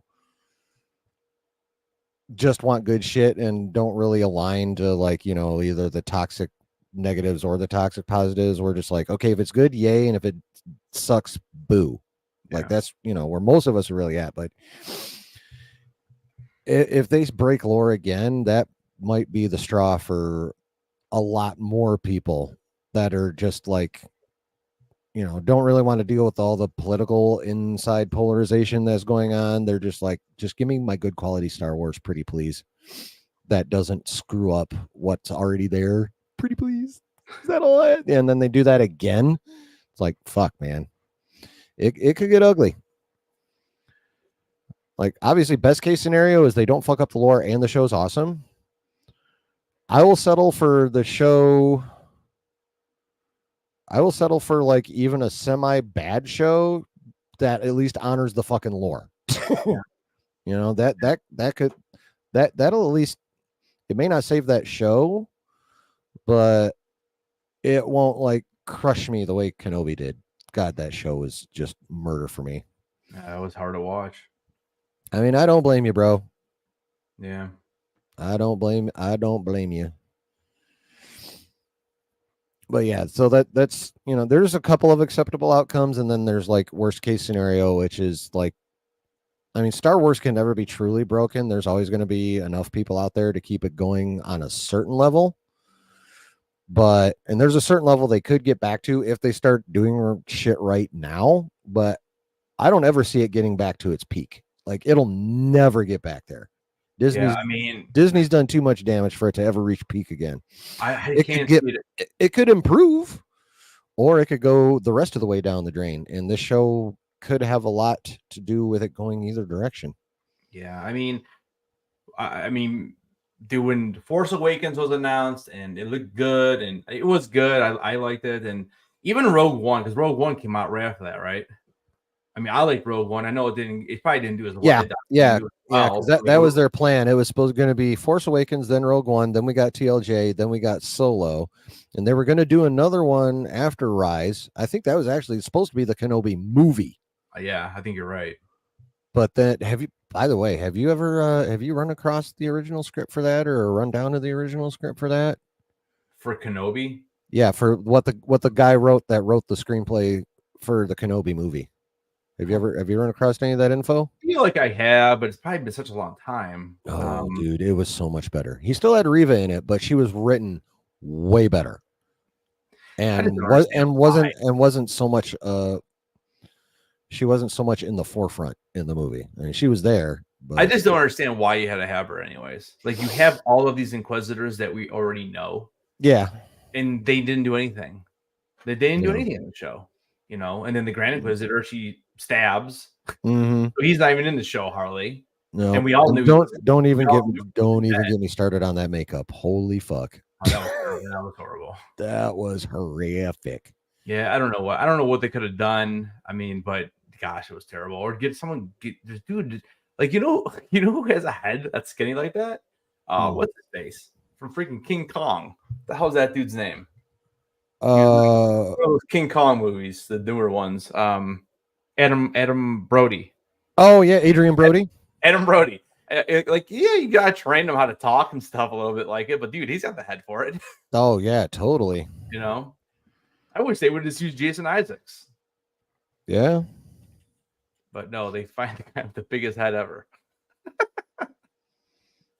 Oh yeah. Boy, I don't know. Yeah, I mean, I'm gonna make a video on this later.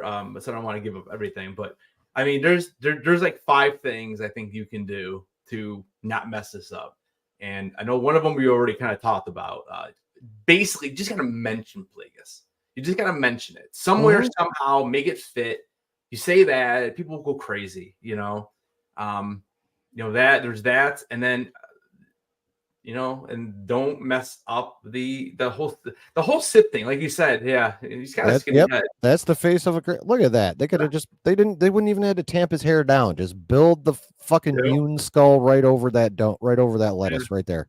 He's got a skinny head Put like that thing right over that. Yeah, that's a Grand Inquisitor head if I ever saw one. God damn it. Right. Fucking... I always thought of him as a real skinny head guy. Yeah. Oh yeah, Jason Isaacs. You're talking about Lucius Malfoy, right? Mm-hmm. Yeah, I love that guy. Yeah. I had the pleasure of meeting him at Star Wars Celebration in like 18, I think it was. Nice. Really, really nice guy. Really nice guy. Yeah, no, I like Jason Isaacs. Yeah. But yeah, and then I'm right there with you when it comes to the Acolyte. I would explain. Most of the reasons I have to worry about that show outside of the lore is just shit that's been said literally outside the show, like just random crap coming out of staff members, for lack of a better term, faces. Yeah, but set that aside. Then, like I said, my biggest concern is just don't fuck up the lore. I mean, the premise of it being kind of like a detective show is cool, because if you think about it, Star Wars, well, at least the prequels were all kind of like a detective show. Where's the Sith? Dude, that's what Who's the Sith? Doing. It's like Matlock. Yeah. So, I mean, I like the idea of a mystery. I like the idea of a mystery show. I like the fact that they're actually like whipping out all kinds of Jedi and Force shit and lightsabers and all that crap. Finally, and I like the fact that it's I actually like the fact that it's not necessarily directly in the Skywalker saga per se.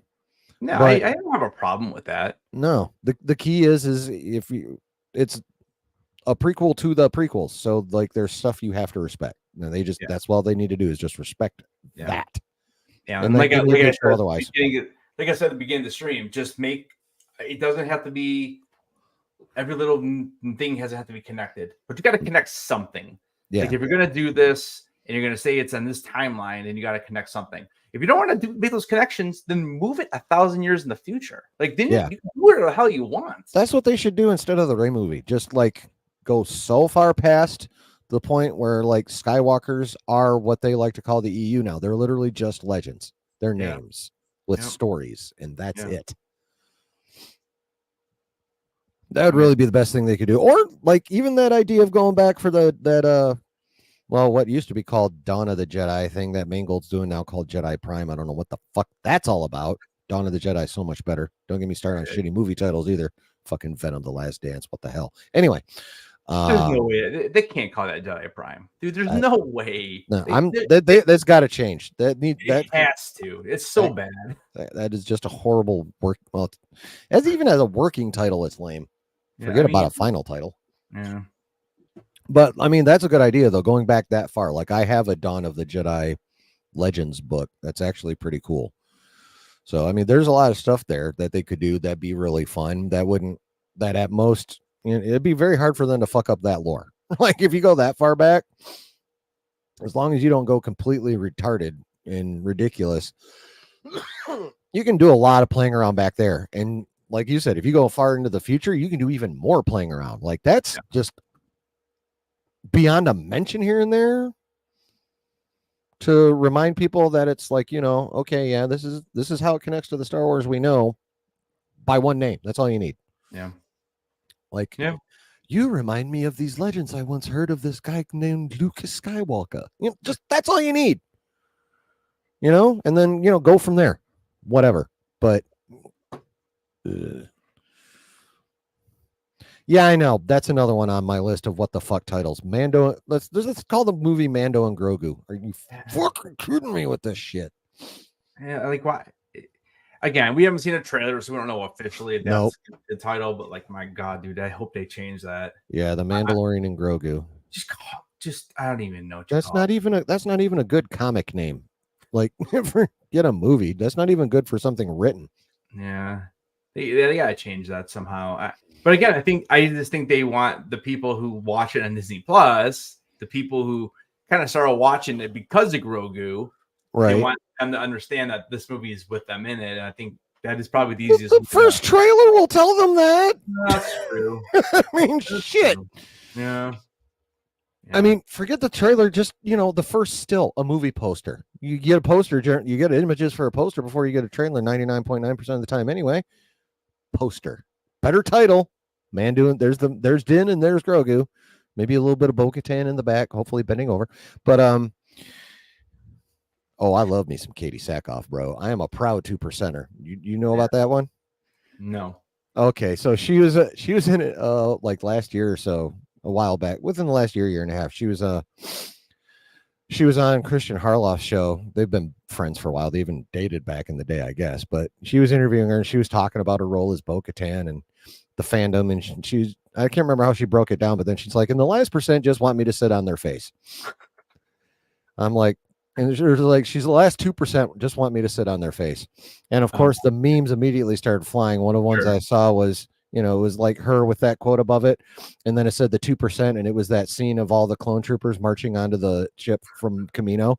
It's like the 2%. It's like, yes, I am a proud 2%er. Yeah, she's nice. I met her a couple times actually. Yo, she seems like such a sweetie. Like I've watched some of her interviews she's done on her channel on YouTube. Yeah, she seems like a very down to earth, very cool lady. It's funny at in New York Comic Con last year, she had she was there and she did like she has a I don't know if it's a podcast or I think it's a podcast or a YouTube channel or something like that. I think it's a podcast, but it was expensive. But she was there was 2 tickets available, and then there was like another like 150 tickets that if you just want to be in like the studio audience and watch the podcast. But there's 2 tickets that you get like front row, and then you get half an hour before the show goes on to kind of hang out with her and talk to her. Ooh, dude, I had them in my cart. I just couldn't do it. It was right. It was expensive. It was like $500 a person. Oh yeah, I know. But like I'm trying to think, man, if there's any possible way that I could have talked to her about possibly coming on the channel or something like that. Something. I know, but like that $1,000 for me and my wife to both do it and nothing happens. You're like, yeah, it's still a cool experience, but dude, $1,000. Yeah. G's a fair chunk. Yeah. Even today, a G's a fair chunk. For 30 minutes, and yeah, you get to see the podcast, but I mean, you're sitting there watching people talk, so. For $1,000. Yeah. I mean, some things, yeah, but other than that, no. I mean, yeah, there's not a whole lot of things I'll spend $1,000 on for just only half an hour. Yeah, no. I mean, I would spend $1,000 for a half hour with Katie, but we better be doing more than talking. That's right. I am a proud 2%er, madam. I know you're married with a kid, and I'm happily married too, but we all have Hollywood hall passes, and you're on my list, baby. Just I keep my wife happy. I'll just drop her off at Momoa's place on my way to Katie's, and we'll be all good. Maybe be good to go then. Mm-hmm. Oh boy. But yeah, so it's 6 days. We'll find out. Yep. It'll be interesting. I'm hopeful. I will say I'm hopeful. Like again, setting aside all the outside crap, I've seen nothing so far in these trailers to make me go, oh yeah, they done fucked this up already. I agree. They've managed to avoid that, which is good, because there's already been they put some stuff out there where you're looking at the trailer going, I'm going to watch this and we'll see. But this one, I'm like, okay, we'll see. This one has more potential than most of the live they've put out lately, outside of Ahsoka. Yeah. So. Yeah, it won't. I can't see it being anything worse than Book of Boba Fett. I mean that. Yeah, I don't think it can crash down to Kenobi levels. It could, yeah. I mean, Book of Boba Fett was just a mess. It was just meh. It was like 3 decent episodes, 2 amazing episodes, and then a finale, which is like, why would you give us this after giving us 2 episodes of Luke? What the hell are you even doing? Yeah. And then they just kill off Cad Bane if he's really dead or not. Who knows? But I am firmly convinced that little yellow light blinking means he's not dead. I hope so. They needed to give him more to do. For sure. Yeah. Yeah. And having having a meeting between him and Boba be determined by like stab wound is lame. I know. We're both gunslingers. Like, what are we doing here? Exactly. So, but yeah, I'm pretty sure he's not dead. Whether they actually do anything with it, that's a whole nother story. But yeah, I don't even know. In my brains, that yellow light blinking means he had some kind of emergency. I don't know, like a fucking, what is that? Like a Bacta thing that like goes off when some sensor since he's injured and just whoosh, hold him on so he can hang on long enough, what have you, something. What was that? That was like over 3 years ago, right? Boba Fett came out. Is that over 3 at this point, or is it 4? 2020, 2021 to come out. Was it that long ago?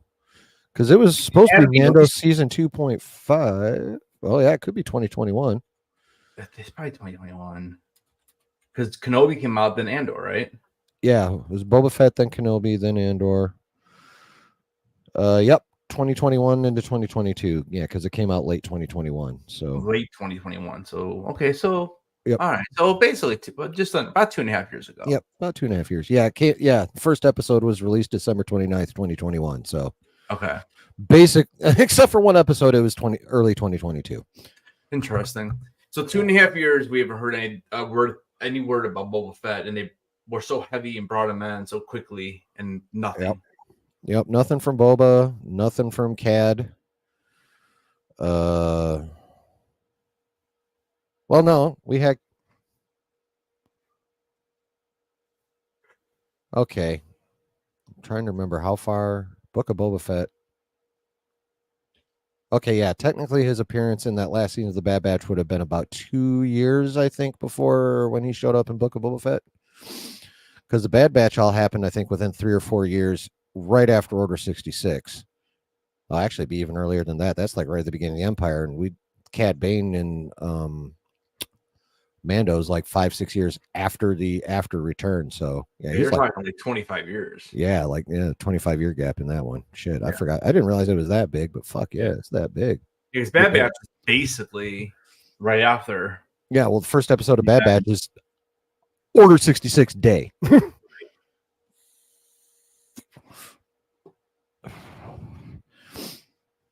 That yellow light was flashing. He's not dead. He's not dead. I hope he's not dead. I love Cad Bane. That character's dope. Yeah. Again, another character though. It's just the coloring was always off for me. Oh, you mean in live action? Yeah. Yeah, it was a little weird. I thought they. Okay. I don't know why they made it so light. Again, if they're trying to do that because they want to make him look older, I guess that's fine. Maybe. Never really got an explanation for it. No. Well, I mean, why did the Grand Inquisitor look the way he did? In Kenobi. I mean, they make decisions. Maybe he was fat and then he lost weight before. Maybe. Stop shitting in my cereal, Jay.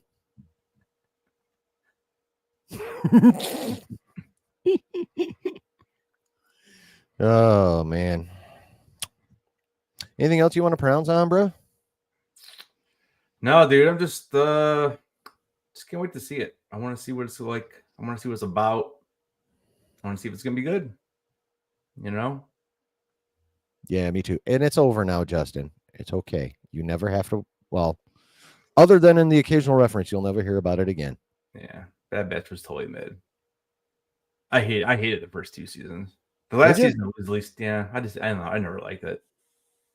The last season was fine. It was fine.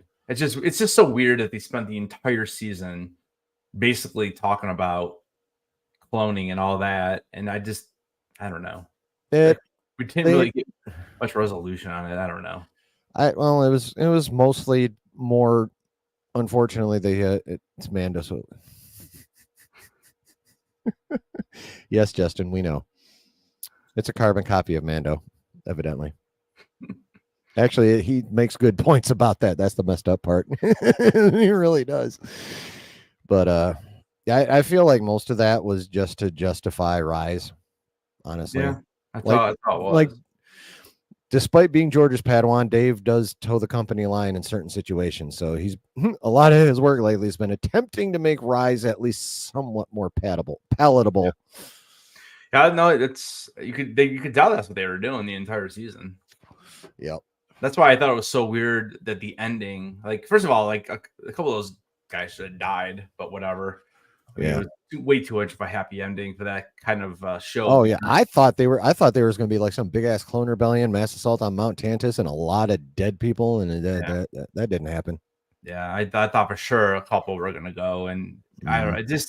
It never. I don't know. Now after watching the whole thing, it's so silly because like we conjure up these ideas in our head, and I still feel like sometimes we're better ideas than what we're actually getting. Most of the time. And I don't know. It's just weird because I get it's a cartoon, but I mean, honestly, I'd love to know the demographics of adults watching that compared to kids. Oh, Bad Batch, yeah. I guarantee that ratio is massively flipped for X-Men 97. That was a ton of adults watching that, especially ones our age or within 10 years our age. Yeah. Bro, that's all the time. Yeah. Almost a vast majority for sure. Then there's Bo DeMeo. The man, the myth, the legend, the creator of X-Men 97. And even though he's fired, he wrote season 2 as well. So we don't have to worry about him not writing shit till after that. So That's crazy. What are they doing? Firing these guys that are actually good.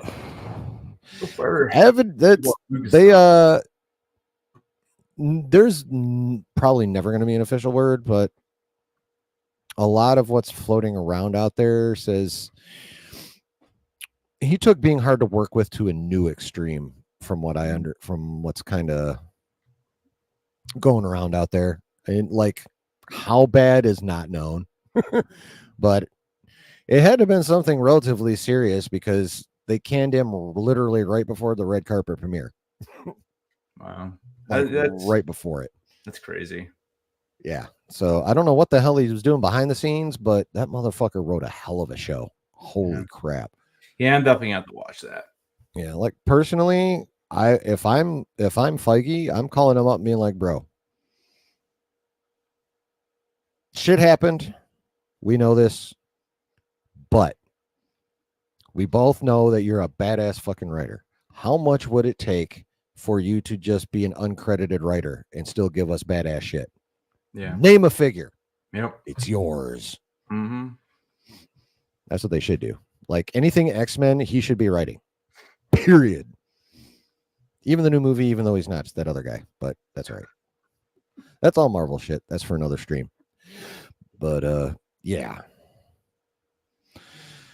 So we shall see in six days whether we'll be celebrating or going, God damn it, Lucasfilm, you done fucked up again. Man, KK.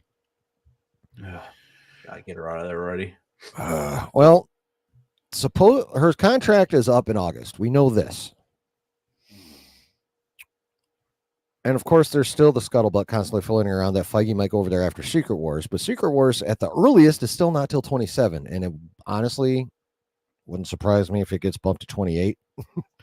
So we're looking either they're going to have to extend her. Oh, yeah, for sure. We'll debate after the season's over. For sure, Jay. So either they're going to have to give her a 3-year extension while waiting for Feige, if that's even true. We're just assuming that's true. Yeah. 3 or 4 year extension to get to where Feige's going to be able to get over there. Or they let her go and they're going to have to find some sucker to just keep it above water for 4 years or 3 years. I don't know how they're going to handle that. I'll do it. That's fine. Right? Yeah. I mean, get someone else in to run the fucking, the business side of it. And yeah, people like us could run the story side. No problem. Yep. So we'll see on that one. I don't honestly know if they're waiting for Feige, but I mean, they might almost have to because he's like literally the only one that's honestly expressed any interest in going over there, which is the main reason why we probably still have KK. She's fucked that shit up enough. No one wants the goddamn job of trying to rescue that. Evidently, You'd think someone with a big ass ego executive out there would be like, I can fix this, and wanting to come in like a white knight on the in his silver armor, looking all Lancelot and shit. Come in, try and fix that, but nope.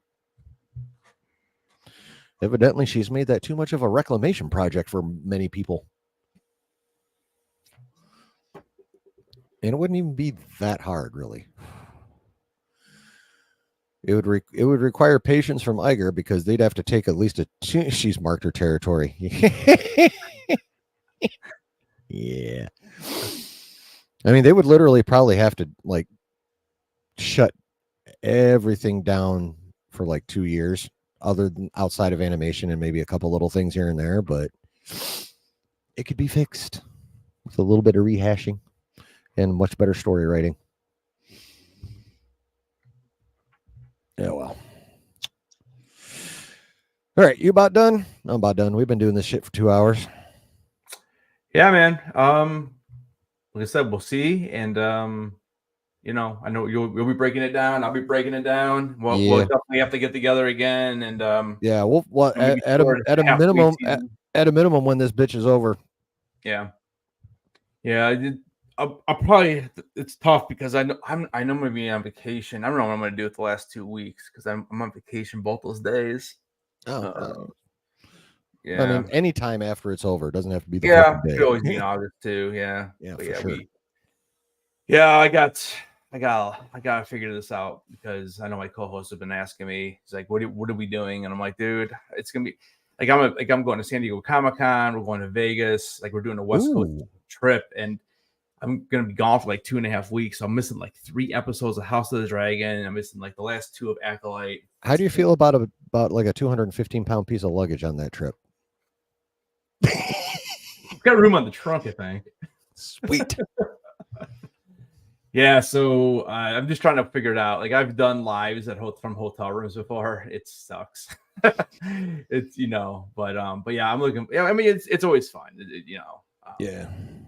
So I'm just trying to figure it out. Yeah, the for sure. Thing I want to do on vacation is sit there and worry about making videos. Oh, but House of the Dragon and like Star Wars and House of the Dragon, those are my babies. That's kind of why I built the channel around. So it's hard not to want to do it. Oh yeah. Well, I mean, you could just sit in the hotel room at the end of the day, be like, watch an episode, drop like a quick short off your phone, call it a day. Yeah, that's something I was thinking about doing. Further details when I'm back from vacation. But for now, this is what you need to know. That's right. Some shit like that. And I'll probably drop into his lives. He'll probably take the live time for those 2 shows. And I told him I'll do my best. The problem is my co-host he lives in the UK. Yeah. And I'm in the Eastern time zone. So it's a 5-hour difference already. And now when I go out west, it's 8 hours. So, like when I could actually like do it, it would be like at 5 or 6 or something like that. Right before we go out to dinner, it's the easiest time for me to do it while I'm waiting for my wife to get ready. I got nothing to do for an hour anyways. So that's the best time. But like for him, it's like 4 in the morning. 3 in the morning, so it's kind of like, I don't think he wants to. I mean, he does live a U.S. time and life because everything he does is based with the U.S. Mm-hmm. Still, I mean, who the hell wants to go live at 3 a.m.? Right. I mean, my God. But I don't know. We'll see. We'll figure it out. All right. Yeah. I mean, it'll be fine either way. I mean, primarily though, have a blast, bro. Yeah, we'll do. Have a blast and throw a lot of pictures on Discords. We need to live vicariously through you. We must. Follow me on Twitter. I post a lot of stuff on Twitter. Instagram actually a lot though. I know you say you don't do Instagram, but I don't fuck with Instagram much. But yeah, that's just it's easy to put pictures and call it a day. Oh yeah, for sure. For sure. All right. Well, that was fun. Thank you for coming on, man. I really appreciate it. The invite, dude, for sure. And I'll definitely have you on maybe sometime toward the end of June. Maybe at like the 4th or 5th episode, I can have you come on in and we'll have 3 of us talking about this. Oh yeah, for sure. I'm totally down for that. I'm a microphone whore. Yep. Cool. I'm a microphone slut whore. Paid for them. No, I do it for free. Well, yeah, we're on YouTube. That's what we do. We do this for free. Fuck yeah, we do. This is all just for fun. All right, man. Appreciate the chat. I hope you Yep. guys have fun out there in chat. If you didn't hit like on your way in, hit it on your way out. Go subscribe to this guy if you have not done so yet. Subscribe to the man. He puts out good stuff. I've checked some of it out. It's good. It's good. It's good. I'll So, put my link up there. yep, give him a subscribe. Subscribe to me too. Follow everybody. Hit the notifications. You know, all the good stuff that we all want you to do for our YouTube channels. Support us, pretty please. And if you made it this far in the replay, thank you, thank you, thank you. Again, appreciate your time. Leave comments. Show YouTube that, you know, it should pay attention to us, please. And good man. Boom. Thanks, brother. So thank you, Mr. Headless Ned. Thank you, chat. Thank you if you made it this far in the replay. I hope everyone had a good time. I did. I always do. And we will check you all next time. Peace. Much love.